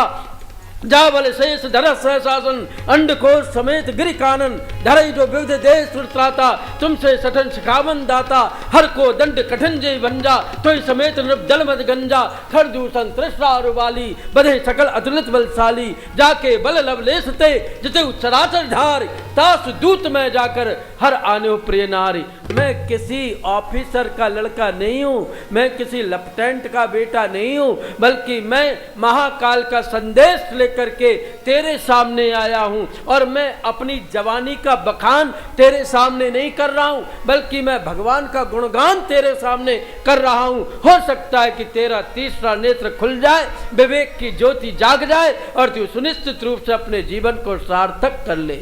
लेकिन बंधुओं, जवानों की जवानी जब जागती है और जब कोई सामने वाला व्यक्ति अनीति करता है तो फिर उसका घर भी जलाने की क्षमता उनके अंदर होती है। एक जवान की बात मैंने आपसे कही, और अंगद जैसा जवान भी गया था जिसने वहां पर जाकर के पैर टिका करके कह दिया था, जो सठ चरण सकई मम तारा फिर ही राम सीता में हारा। वैसे तो मैं हाथ जोड़ करके तुमसे बात कर रहा हूं, लेकिन हाथ जोड़ने की जगह हाथ तोड़ा भी जा सकता है। और मैं पैर दबा करके कहता हूं कि तुम्हारे यहाँ कोई भी ऐसी जवानी हो जो मेरे पैर को हटा दे तो मैं अभी अभी सीता को हार जाऊंगा। बंधुओं, ये जवानी है जो चुनौती देती है, जो ललकारती है, जो फटकारती है। लेकिन आज उन जवानों को क्या कहें जिनके गाल पिचक गए हैं, जिनके चेहरे पर लालिमा नहीं है, जिन्होंने अपनी आंखों की दृष्टि खो दी है, केवल उनके ऊपर वासना का भूत सवार रहता है, राष्ट्र का कहीं पर भी नाम नहीं रहता। आज राज धर्म के लिए युवाओं की आवश्यकता है। युवा जिंदा होगा तो धर्म जिंदा रहेगा, युवा जिंदा होगा तो राष्ट्र जिंदा होगा, और जवानी जिस दिन कुर्बानी देने के लिए आगे आ जाएगी बंधु, उसी दिन राष्ट्र में नई कहानी लिखी जाएगी। इसलिए आज युग पुकार रहा है, हे नौजवानों जागो, आज युग की मांग को पूरा करो। आज जिस देश में इंजीनियर की डिग्री लेकर के लोग बेरोजगार घूम रहे हैं, जिस देश में डॉक्टर लोग बेकार घूम रहे हैं, जिस देश में वकील को सब्जी लाने का पैसा भी अपने लिए नहीं मिल पाता है, जिस देश में क्लर्की करते करते जवान बूढ़े हो जाते हैं, आज जिस देश में बेरोजगारी चरम सीमा पर हो, आज भगवान के कार्य के लिए युवा नहीं मिल रहा है, आज भगवान के कार्य के लिए आदमी नहीं मिल रहा है, आज राष्ट्र उत्थान के लिए जवानी पूरी तरह से आज दिखाई नहीं दे रही है। अपनी सुसुप्ति को त्यागो, जागृति की अवस्था में आओ। ए नौजवानों, तुम्हें यह राष्ट्र पुकार रहा है। जाग नौजवान, जाग नौजवान, जाग नौजवान, जाग नौजवान।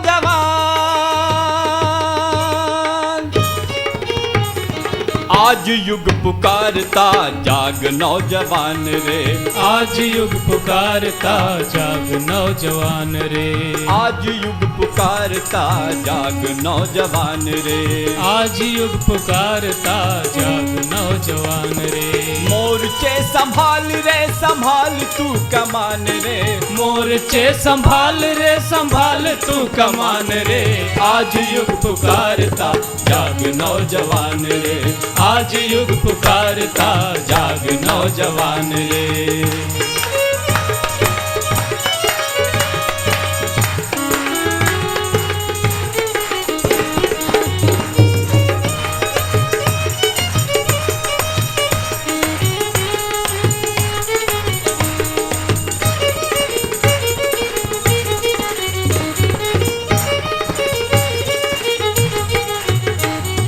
दुर्दशाग्रसित समाज हाय छटपटा रहा, दुर्दशाग्रसित समाज हाय छटपटा रहा, भ्रष्ट हुआ तंत्र राष्ट्र संपदा मिटा रहा, भ्रष्ट हुआ तंत्र राष्ट्र संपदा मिटा रहा। मुहसिला है न्याय का, मुहसिला है न्याय का, मौन रे विधान रे, आज युग पुकारता जाग नौजवान रे, आज युग पुकारता जाग नौजवान रे। मोर्चे संभाल रे संभाल तू कमान रे, मोर्चे संभाल रे संभाल तू कमान रे। आज युग पुकारता जाग नौजवान रे, आज युग पुकारता जाग नौजवान रे।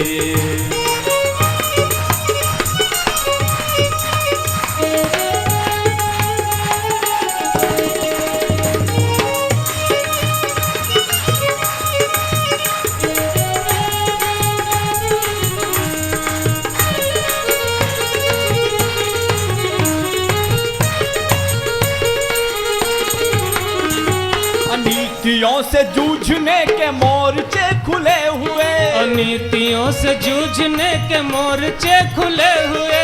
पीढ़ियां बिगाड़ने को दुर्व्यसन तुले हुए, पीढ़ियां बिगाड़ने को दुर्व्यसन तुले हुए। है दुखी समाज और है दुखी समाज और तू बना जान रे। आज युग पुकारता जाग नौजवान रे, आज युग पुकारता जाग नौजवान रे। मोर्चे संभाल रे संभाल तू कमान रे, मोर्चे संभाल रे संभाल तू कमान रे। आज युग पुकारता जाग नौजवान रे, आज युग पुकारता जाग नौजवान रे। आज युग पुकारता जाग नौजवान रे। जाग नौजवान रे, जाग नौजवान रे, जाग नौजवान रे, जाग नौजवान रे। आज युवा शक्ति को जगाने की और जागने की आवश्यकता है। ये युवा लोग जाग क्यों नहीं पाते? कारण क्या है? कौन सा अवरोध आ जाता है?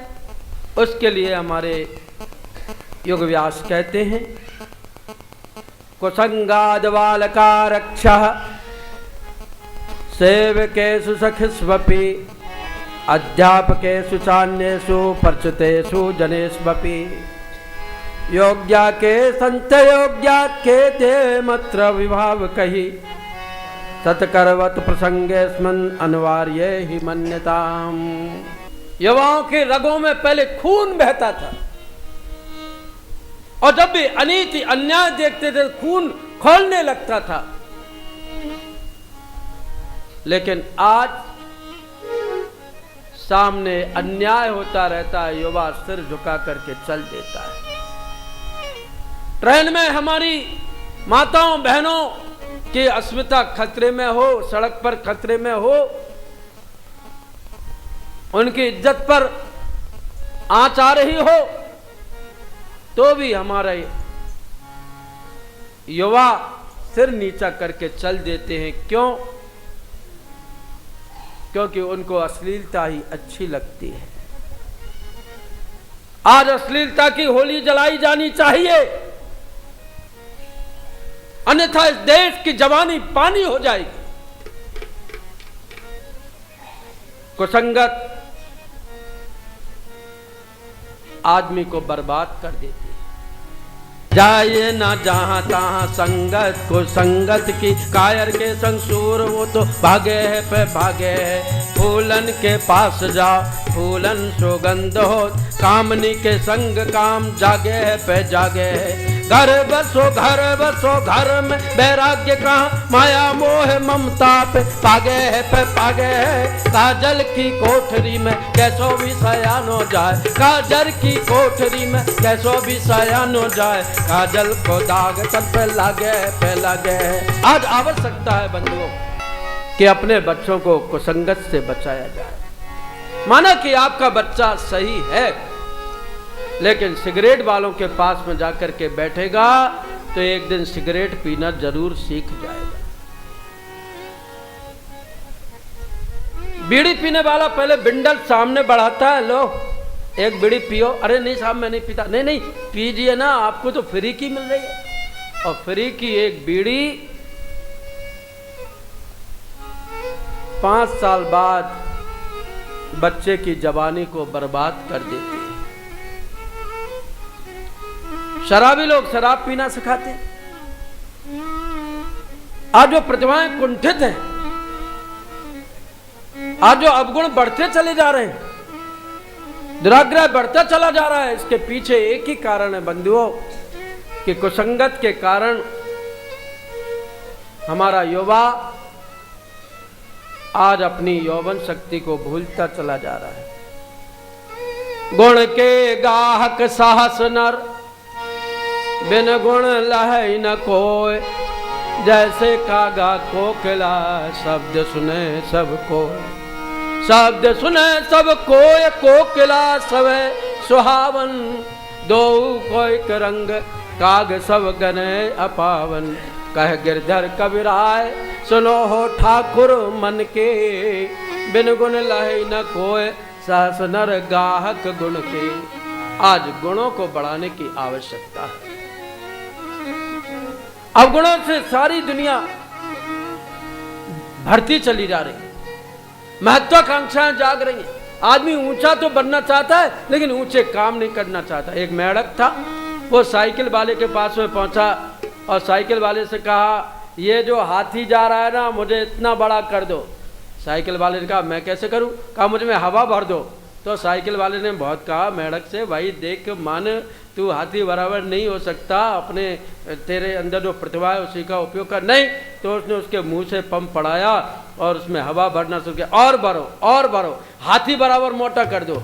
और भरते भरते आखिर मेढक के अंदर थोड़ी सी हवा गई, उसका शरीर फट गया, वो मर गया। महत्वाकांक्षाएं बढ़ा करके रखी, लेकिन वैसा व्यक्तित्व, वैसा गुण आदमी नहीं बढ़ाना चाहता। बंधुओं, आज आवश्यकता है कि हम मेढक ना बने, हाथी बने। कुत्ते भौंकते रहते हैं, हाथी चलता रहता है। आज हमारे नवयुवकों को हाथी बनना है। ये जो आजकल के व्यसन हैं, ये कुत्तों के, आवारा कुत्तों के समान हमारे चारों ओर भटक करके हमको बर्बाद कर देना चाहते हैं। इसलिए आज का ये जो हमारा नवयुवक है, इससे आशा अपेक्षा है कि ये शराब को हाथ न लगाए। शराबी आदमी अपने गुण को, अपने सद्गुणों को, शील को, सौंदर्य को, सूरता को नष्ट कर देता है। इसलिए हम अवगुणों में ना पड़े, उसकी कोई बुद्धि नहीं रह जाती। और व्यसनों के कारण आज हमारी जवानी बिल्कुल सोती चली जा रही है, कमजोर होती हुई चली जा रही है। जबकि हमारे युवाओं के विषय में कहा गया था, अगर तुम ठान लो तारे गगन के तोड़ सकते हो, अगर तुम ठान लो तूफान की गति मोड़ सकते हो, अगर तुम ठान लो इतिहास के स्वर्ण अक्षरों में एक अध्याय तुम जोड़ सकते हो। लेकिन बंधुओं, क्या करें, आज जवानी व्यसनों में पड़ गई। अमीरों के लड़के हेरोइन खा रहे हैं। 15,000 रुपए की एक सरसों के दाने के बराबर हेरोइन मिलती है और वो उसमें डूब करके अपनी चिंताओं को भूलना चाहते हैं, साथ में वो अपनी सुध-बुध भूलना चाहते हैं। आज ऐसी अमीरी पर लानत, जो अमीरी हमारे बच्चों को गरीबी से भी ज्यादा बदहाल बना दे। आज मध्यम वर्गीय लोग शराब पी करके पार्टियों में अपने आप को एडवांस समझ रहे हैं और यह कहने में थोड़ा भी संकोच नहीं इस मंच से कि नवयुवक और नवयुवतियां बराबर आज नशे में तल्लीन हो रहे हैं। विश्वविद्यालयों से जो आंकड़े आते हैं, दिल्ली विश्वविद्यालय के आंकड़े उठा करके देखें, जितना नशा लड़के नहीं कर रहे हैं आज लड़कियां करती चली जा रही हैं। सिगरेट की लत, ड्रग्स लेने की लत आज हमारी जवानी को पानी कर रही है। हम न्योता दे रहे हैं। बीड़ी तो नाश की नशैनी है, सिगरेट तो हमारा सत्यानाश कर देती है, शराब तो हमारे जीवन को खराब कर देती है। लेकिन क्या बताएं बंधुओं, आज की युवा शक्ति इन दुर्गुणों में पड़कर सद्गुणों जैसी संपत्ति का ह्रास करती चली जा रही है। आज ऋषि चिंतित हैं। आज योगी व्यास यही कह रहे हैं कि कुसंगति से बचना पड़ेगा। अगर नहीं बचे तो फिर एक दिन बूढ़े माँ बाप को रोना पड़ेगा कि मैं अपने बच्चों को कुसंगति से बचा नहीं पाया। आज दोबारा से वह श्रेष्ठता जो किसी जमाने में संत ज्ञानेश्वर के पास में थी, स्वामी विवेकानंद का उदाहरण आपने सुना। आदिगुरु शंकराचार्य 16 वर्ष की अवस्था में सारे भारत की यात्रा पर निकल पड़े थे। उस समय देश खंड खंड हो रहा था। यज्ञों के नाम पर बलि प्रथा प्रचलित थी। चारों तरफ यवनों ने ऐसा षड्यंत्र रच करके भारत के युवाओं को विभाजित कर दिया था कि अलग अलग संप्रदाय खड़े होते हुए चले जा रहे थे। तब आदिगुरु शंकराचार्य सनातन संस्कृति की जय बोलते हुए उत्तर से दक्षिण तक, पूरब से पश्चिम तक, जगन्नाथपुरी से द्वारका धाम तक और बद्रीनाथ से रामेश्वरम धाम तक सनातन संस्कृति का विस्तार करते चले गए। उस समय उनकी उम्र 16 वर्ष की थी। 8 वर्ष की अवस्था में तो उनको चारों वेद कंठाग्र हो गए थे और उन्होंने भारतीय समाज को एकता के सूत्र में पिरोया। अगर आज आप आज भी जाएं तो बद्रीनाथ में गुजरात के पुजारी मिलेंगे, दक्षिण भारत में उत्तर प्रदेश के पुजारी मिलेंगे। अगर आप जगन्नाथपुरी जाएं तो वहां पर आपको महाराष्ट्र के पुजारी मिलेंगे और अगर आप कांचीपुरम जाएं तो वहां पर बंधुओं आपको उड़ीसा के पुजारी मिलेंगे। सनातन संस्कृति को उन्होंने बांटा था किस रूप में? ज्ञान और विवेक के रूप में विभाजित किया। यहां से वहां, वहां से यहां, चारों तरफ की संस्कृति चारों तरफ पहुंच गई और आज भारत एक सूत्र में बंधा हुआ है, सनातन संस्कृति के विस्तार में बंधा है। किसी भी धाम का शंकराचार्य कहीं भी पहुंचते हैं उनकी इज्जत उतनी ही होती है। क्यों? क्योंकि उन्होंने एकता के बीज बोए थे। आज तो हम अनेकता में बट रहे हैं। नेताओं ने वोट की रोटियां सेंकने के लिए युवाओं को विभाजित कर दिया। यादव सेना के नाम पर, कहीं पर वैश्य सेना के नाम पर, कहीं पर लोधी सेना के नाम पर, कहीं ब्राह्मण सेना के नाम पर, कहीं ठाकुरवाद है, कहीं ब्राह्मणवाद है और हमारी देश की युवा शक्ति रैलियों के नाम पर बट गई। जिन युवाओं को घर में रह करके कोई ऊंचे कार्य करना चाहिए थे, वे युवा आज नेताओं की रैलियों में जाकर, ट्रेनों में बिना टिकट यात्रा करके हमारे राष्ट्र को और खोखला कर रहे हैं। आज आवश्यकता है युवाओं को पुकारने की और युवाओं को जगाने की। अरे सपूतों, तुमको भारत की तकदीर बनाना है, क्योंकि जिसकी तकदीर फूट जाती है बंधुओं, उसको फिर कोई पूछता नहीं, उसके आसपास कोई जाता नहीं, उसको देख करके खिल्ली उड़ाते हैं। और इस देश की तकदीर, इस देश की तस्वीर बनाने वाली यह युवा शक्ति है। ध्रुव ने हमारे देश की तकदीर बनाई थी, प्रहलाद ने एक नई तस्वीर खड़ी की थी, लक्ष्मण जैसे योद्धा निकल पड़े थे, उनको वनवास नहीं हुआ था, लेकिन माँ ने कह दिया था, बेटे राम और सीता केवल तुम्हारे लिए ही जा रहे हैं, तुम सेवा के लिए अग्रसर होना। और कहा जाता है कि युवा लक्ष्मण 14 वर्षों तक सोया नहीं, धनुष बाण ताने बैठा रहा। शूर्पणखा जैसा प्रलोभन भी आया तो उसको भी नकटी बूची करके उसने उल्टे पैर लौटा दिया।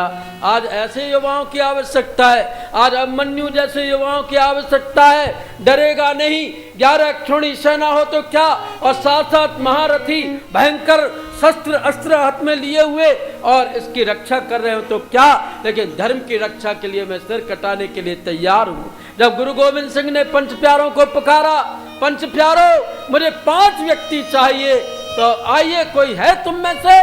तो धर्मदास नाम का व्यक्ति उठा और पर्दे के पीछे गया, उसका सिर गुरु गोविंद सिंह ने काट दिया।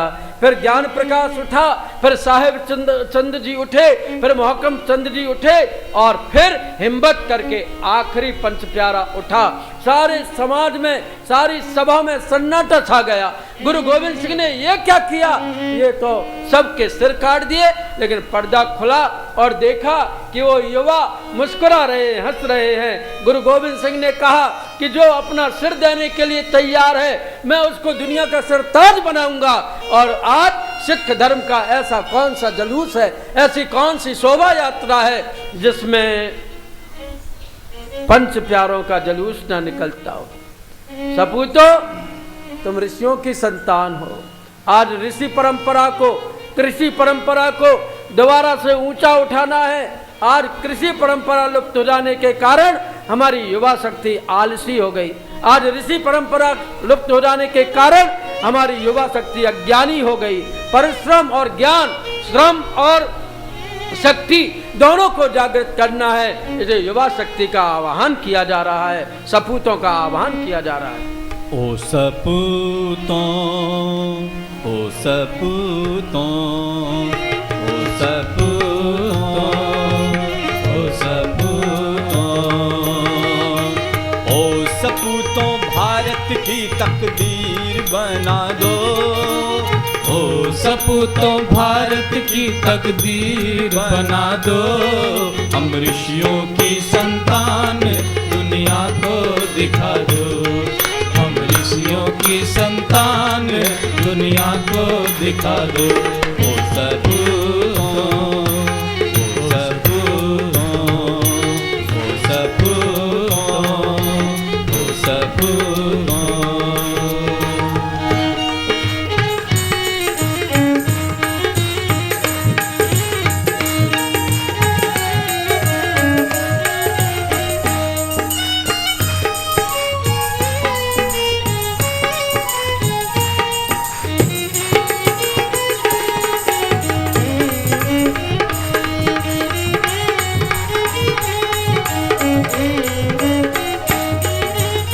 ऋषि ने आह्वान किया है आदर्शों की राह पर।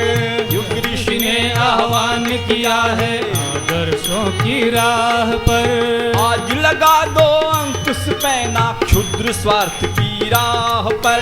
आज लगा दो अंकुश पैना क्षुद्र स्वार्थ की चाह पर। त्याग तपस्या की सुगंध से, त्याग तपस्या की सुगंध से भूखों में का दो, फिर भूखों में का दो। हम ऋषियों की संतान है, दुनिया को दिखा दो। हम ऋषियों की संतान है, दुनिया को दिखा दो। ओ सपूतों, ओ सपूतों, ओ सपूतों, ओ सपूतों।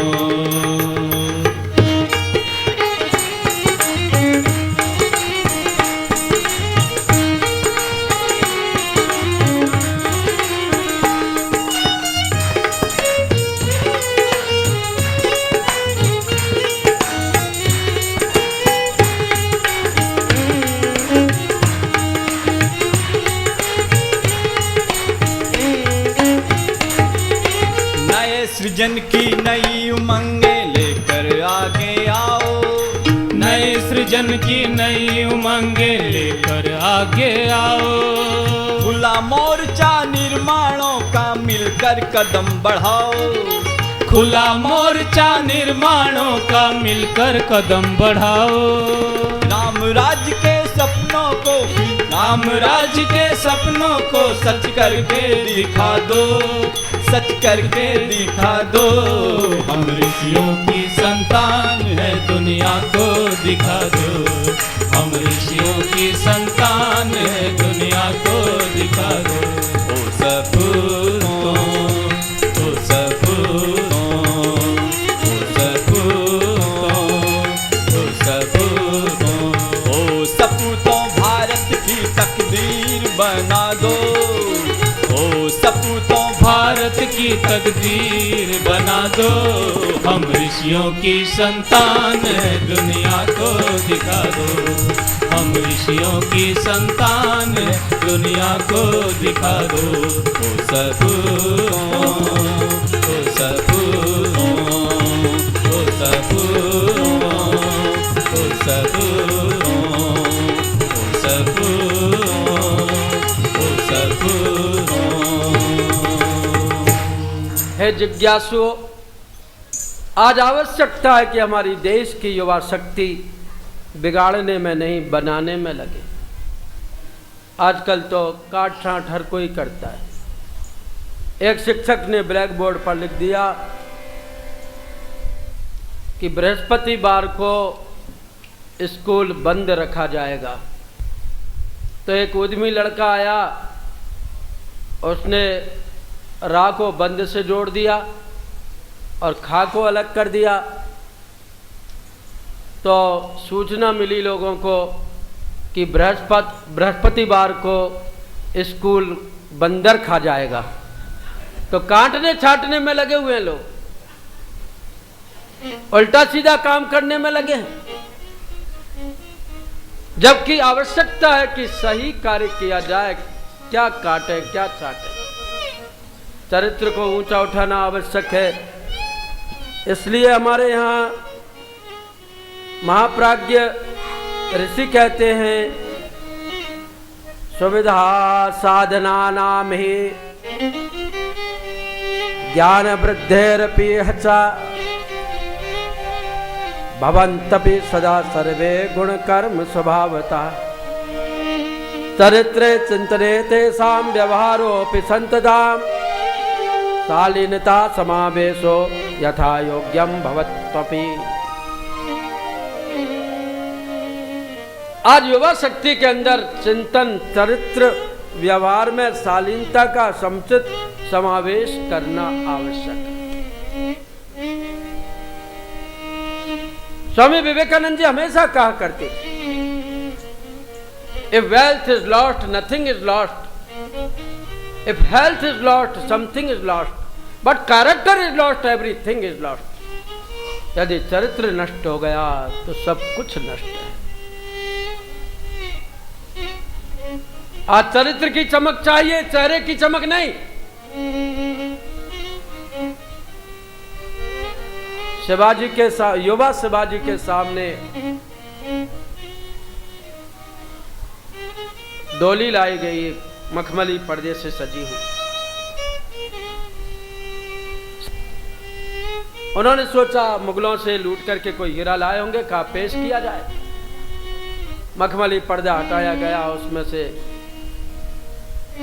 एक 18 वर्ष की युवती आंखें नीची करके, सिर नीचा करके खड़ी हो गई।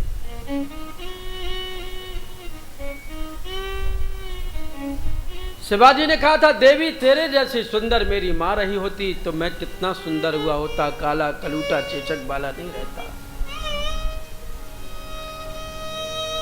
खबरदार सेनापति, अब तुमने ऐसी भूल की तो तुम्हारी देश की सेवाओं को देखते हुए मैं तुमको आज क्षमा करता हूं, लेकिन आगे ऐसी भूल मत करना।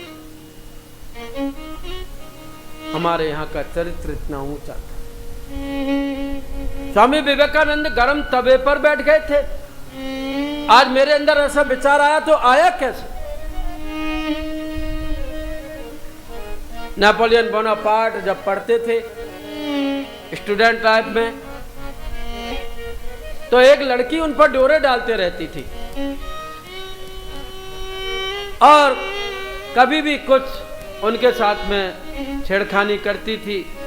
नेपोलियन बोनापार्ट उसको देखते ही नहीं थे और समय निकला, युवा नेपोलियन बोनापार्ट राष्ट्र का, फ्रांस का सेनाध्यक्ष बना और वो वहीं जहां पढ़ता था वहां आया। उसने एक महिला से पूछा, यहाँ आज से 14 साल पहले नेपोलियन नाम का एक लड़का पढ़ा करता था, उसका पता है? तो उसने बड़ा टेढ़ा मुंह करके कहा, था एक किताबी कीड़ा रहता था यहाँ, अब पता नहीं कहाँ है। कहा, देवी आप कौन है? कहा, मैं विडो हूं, और मैं उसको जानती हूँ, पढ़ता था वो। नेपोलियन बोनापार्ट ने कहा, ये फ्रांस का राष्ट्राध्यक्ष तुम्हारे सामने खड़ा है, मैं ही नेपोलियन बोनापार्ट हूँ। अगर मैं उस समय तुम्हारी तरफ ध्यान देता तो आज इस पद पर नहीं पहुंच सकता था। अब तुम विधवा हो गई हो, मैं तुमसे विवाह करने तैयार हूं। और बंधुओं, नेपोलियन बोनापार्ट ने उस विधवा से विवाह किया। देश की, राष्ट्र की सच्ची सच्चाई क्या है? चरित्र। आज नवयुवक उस चरित्र निष्ठा को भूल चुके। चिंतन आज बड़ा निकृष्ट हो गया, चरित्र बड़ा भ्रष्ट हो गया, सदस्यता कहीं दिखाई नहीं देती। किसी भी गरीब आदमी को परेशान करना, किसी भी वृद्ध के हंसी मखौल उड़ाना और किन्हीं पर भी किसी भी तरह की फप्तियां कसना आज नवयुवकों की नियति हो गई। आज आवश्यकता है कि उनको सही दिशा का बोध कराया जाए। आज हम उनको याद कर रहे हैं जिन्होंने राष्ट्र के लिए ऐसे ऐसे सपने दिए, ऐसे ऐसे आदर्श दिए। भरी जवानी में जिन्होंने कभी खाया नहीं, कभी पेट भर करके भोजन नहीं किया, 7-7 दिन तक प्यासे रहे, बेहद जंगलों में भटकते रहे, भारत माता की जय बोलते रहे और राष्ट्र को परतंत्रता की बेड़ियों से छुटकारा दिलाने के लिए, भारत माता की गुलामी की हथकड़ियां काटने के लिए निकल पड़े थे। स्वतंत्रता संग्राम के शहीद जंगलों में भटके। आज वो चंद्रशेखर आजाद, वो भगत सिंह, वो रामप्रसाद बिस्मिल, वो अशफाक उल्लाह खां, वो राजगुरु आज बुलाए भूलते नहीं है, जिन्होंने देश के लिए अपने प्राणों की कुर्बानी दे दी, लेकिन भारत माता को नीचा नहीं देखने दिया। आज संत ज्ञानेश्वर को कौन भुला सकता है? आज शंकराचार्य को कौन विस्मृत कर सकता है? जब तक विवेकानंद रहेंगे तब तक युवा चेतना की चमक सारी दुनिया में बनी रहेगी। आज उनको कौन भूल सकता है? लक्ष्मण का त्याग, अभिमन्यु का बलिदान, भीम और अर्जुन की राष्ट्र सेवा, कृष्ण का वह गोवर्धन पहाड़ उठाना युवावस्था में, कौन विस्मृत कर सकता है? अरे नौजवानों, तुमको भी ललकारा जा रहा है। जागो, उन्हें याद करो जिन्होंने राष्ट्र को विश्व गुरु चक्रवर्ती बनाने में अपना सर्वस्व दान कर दिया, जिनके विषय में कहा गया है, नौजवानों उन्हें याद कर लो जरा, नौजवानों उन्हें याद कर लो जरा, जो शहीद हो गए इस वतन के लिए। नौजवानों उन्हें याद कर लो जरा, जो शहीद हो गए इस वतन के लिए।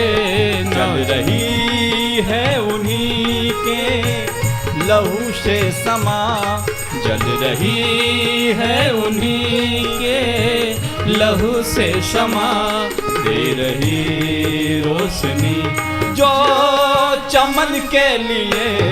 जल रही है उन्हीं के लहू की क्षमा, दे रही रोशनी जो चमन के लिए। नौजवानों उन्हें याद कर लो जरा,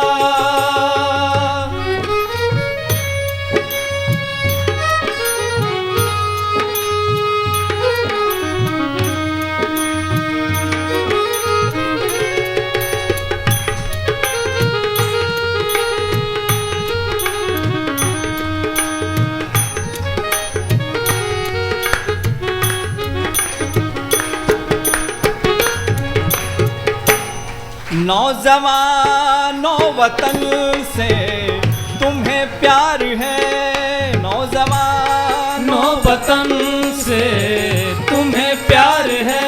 तो सुनो सूरवीर दास्ता। नौजवानों वतन से तुम्हें प्यार है तो सुनो सूरवीरों की ये दास्ता। राणा सांगा शिवाजी सरीखे बनो। राणा सांगा शिवाजी सरीखे बनो। जुट पड़ो दुश्मनों के दमन के लिए। राणा सांगा शिवाजी सरीखे बनो। जुट पड़ो दुश्मनों के दमन के लिए। नौजवानों ने याद कर लो जरा जो शहीद हो गए इस वतन के लिए। नौजवानों ने याद कर लो जरा।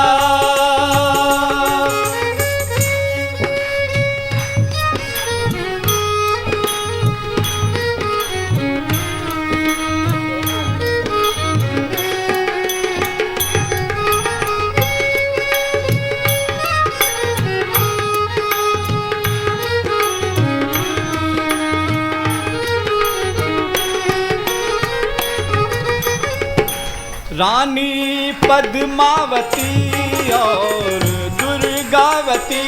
रानी पद्मावती और दुर्गावती। रजिया सुल्ताना झांसी की रानी बनो। रानी पद्मावती और दुर्गावती। रजिया सुल्तान झांसी की रानी बनो। गुड़िया फैशन किया तितलियां मत बनो। गुड़िया फैशन किया तितलियां न बनो। ये सबक हर किसी माँ बहन के लिए। गुड़िया फैशन किया तितलियां मत बनो। ये सबक हर किसी माँ बहन के लिए। नौजवानों ने याद कर लो जरा जो शहीद हो गए इस वतन के लिए। जल रही है उन्हीं के लहू से शमा। दे रही रोशनी जो चमन के लिए। नौजवानों ने याद कर लो जरा जो शहीद हो गए इस वतन के लिए। नौजवानों ने याद कर लो जरा। आज अपने भूले बिसरे इतिहास का स्मरण करने का दोबारा से अवसर आया है। आज हमारे नवयुवक नवयुवतियां भटक करके स्नेह संस्कृति की ओर द्रुत गति के साथ में दौड़ रहे हैं। उनको दौड़ने से रोकना होगा, अन्यथा हमारी संस्कृति भी खोखली होती हुई चली जाएगी, हम नकली होते हुए चले जाएंगे। ठीक वैसे ही जैसे एक गांव में एक सर्कस आई तो लोगों ने कहा चलो सर्कस देखने चलें। उसमें गांव का एक पढ़ा लिखा लड़का भी सर्कस देखने गया तो उसको सर्कस अच्छी लगी तो उसने सर्कस के मैनेजर से पूछा कि मुझे सर्कस में नौकरी मिलेगी। कहा तुम पढ़े कहाँ तक हो? मैं बीए पास हूँ। तो बीए पास के लिए नौकरी नहीं है, यहाँ तो उछल कूद करने वाले अंगूठा छाप लोगों के लिए ही नौकरी है। तो समझो मैं डिग्री फाड़ देता हूँ, पढ़ा लिखा नहीं हूँ, अब तो मुझे नौकरी मिलेगी। तो उन्होंने कहा ठीक है कल से आ जाना, लेकिन तुमको बंदर का तमाशा दिखाना पड़ेगा। तो आप पैसा कितना देंगे? कहा मैं 1500 रुपये दूंगा। उसने सोचा बंदर का मुखौटा लगा है, खाल ओढ़े होऊंगा और साथ में पूंछ होगी, कोई मुझे पहचानेगा भी नहीं, कम से कम घर बैठे 1500 रुपये तो मिलेंगे। ऐसा सोच करके वो सर्कस में गया और सर्कस में जाकर के तमाशा बताने लगा। लोगों ने कहा वाह बंदर आदमी जैसा तमाशा बता रहा है। अब उसको आखिरी तमाशा क्या बताना था कि उसके शेर के पिंजड़े में अपना सिर डालना था। उसने कहा भाई यदि ये शेर खा गया तो ये 1500 रुपये तो बड़े महंगे पड़ेंगे। तो वो वहाँ पिंजड़े के पास में जाने से डरने लगा। इधर से सर्कस के रिंग मास्टर ने एक कौड़ा जमाया तो वो पिंजड़े के पास में पहुँचा, शेर को देख करके फिर भागा। फिर एक कौड़ा जमाया, फिर वो पिंजड़े के पास में पहुँचा, फिर भागा। फिर एक कौड़ा जमाया और अब की इतने तेज उसकी पीठ में कौड़ा पड़ा कि वो पिंजड़े में उसकी खोपड़ी घुसी गई। तो वो डरने लगा, थर थर काँपने लगा। तो शेर ने कहा, डर मत, मैं भी तेरे ही जैसा हूँ। तुझे 1500 मिलते हैं, मुझे 2000 रुपये मिलते हैं। तू बंदर की खाल ओढ़े हुए है, मैं शेर की खाल ओढ़े हुए हूँ। वास्तव में आज हमारे नवयुवक ऐसे ही नकली हो गए। देखने में तो हीरो लगते हैं, अमिताभ बच्चन के बाप दिखाई पड़ते हैं, लेकिन बंधुओं उनका आंतरिक सौंदर्य कितना खराब है। देखने में तो वो बड़े जोरों की बात करेंगे, लेकिन बंधुओं जब जोर लगाने की बात आ जाएगी तो उनके बाहुओं में फिर ताकत नहीं रहेगी। आज हमारी संस्कृति नकली हो गई, इसको दोबारा से असली बनाना है। दोबारा से हम सिंह सावक हैं, हम ऋषियों की संतान हैं, हम संत सही सुधारक देश के लोग हैं। हमको आपको सबको मिल करके आज युवा शक्ति का जागरण करना है। और जिस दिन युवा शक्ति का जागरण हो जाएगा बंधु, उस दिन यह देश बदल जाएगा। हम सुधरेंगे, युग सुधरेगा। हम बदलेंगे, युग बदलेगा का नारा सफल सार्थक हो जाएगा। अपना सुधार संसार की सबसे बड़ी सेवा है। इसे नवयुवकों को अपना सुधार करने की आवश्यकता है। इस प्रसंग को सभी ने बड़ी भावना पूर्वक सुना। समापनस्य काले च विसर्जन रतः समय प्रसन्ना बहुसंतुष्टा निधिम प्राप्यो चाक्षयम। और इस प्रकार आज के प्रसंग का समापन का यह समय था।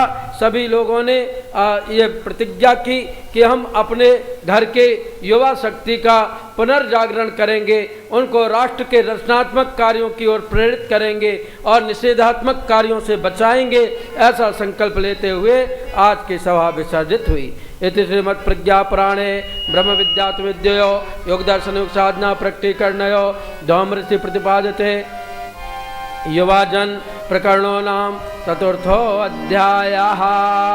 बोले श्रीमद् प्रज्ञा पुराण की जय। शांति पाठ। ओम द्यौः शान्तिरन्तरिक्षं शान्ति पृथिवी शान्तिरापः शान्तिरोषधयः शान्तिः वनस्पतयः शान्तिर्विश्वे देवाः शान्तिर्ब्रह्म शान्तिः सर्वं शान्तिः शान्तिरेव शान्तिः सामा शान्तिरेधि। ॐ शान्तिः शान्तिः शान्तिः सर्वारिष्ट सुशान्तिः।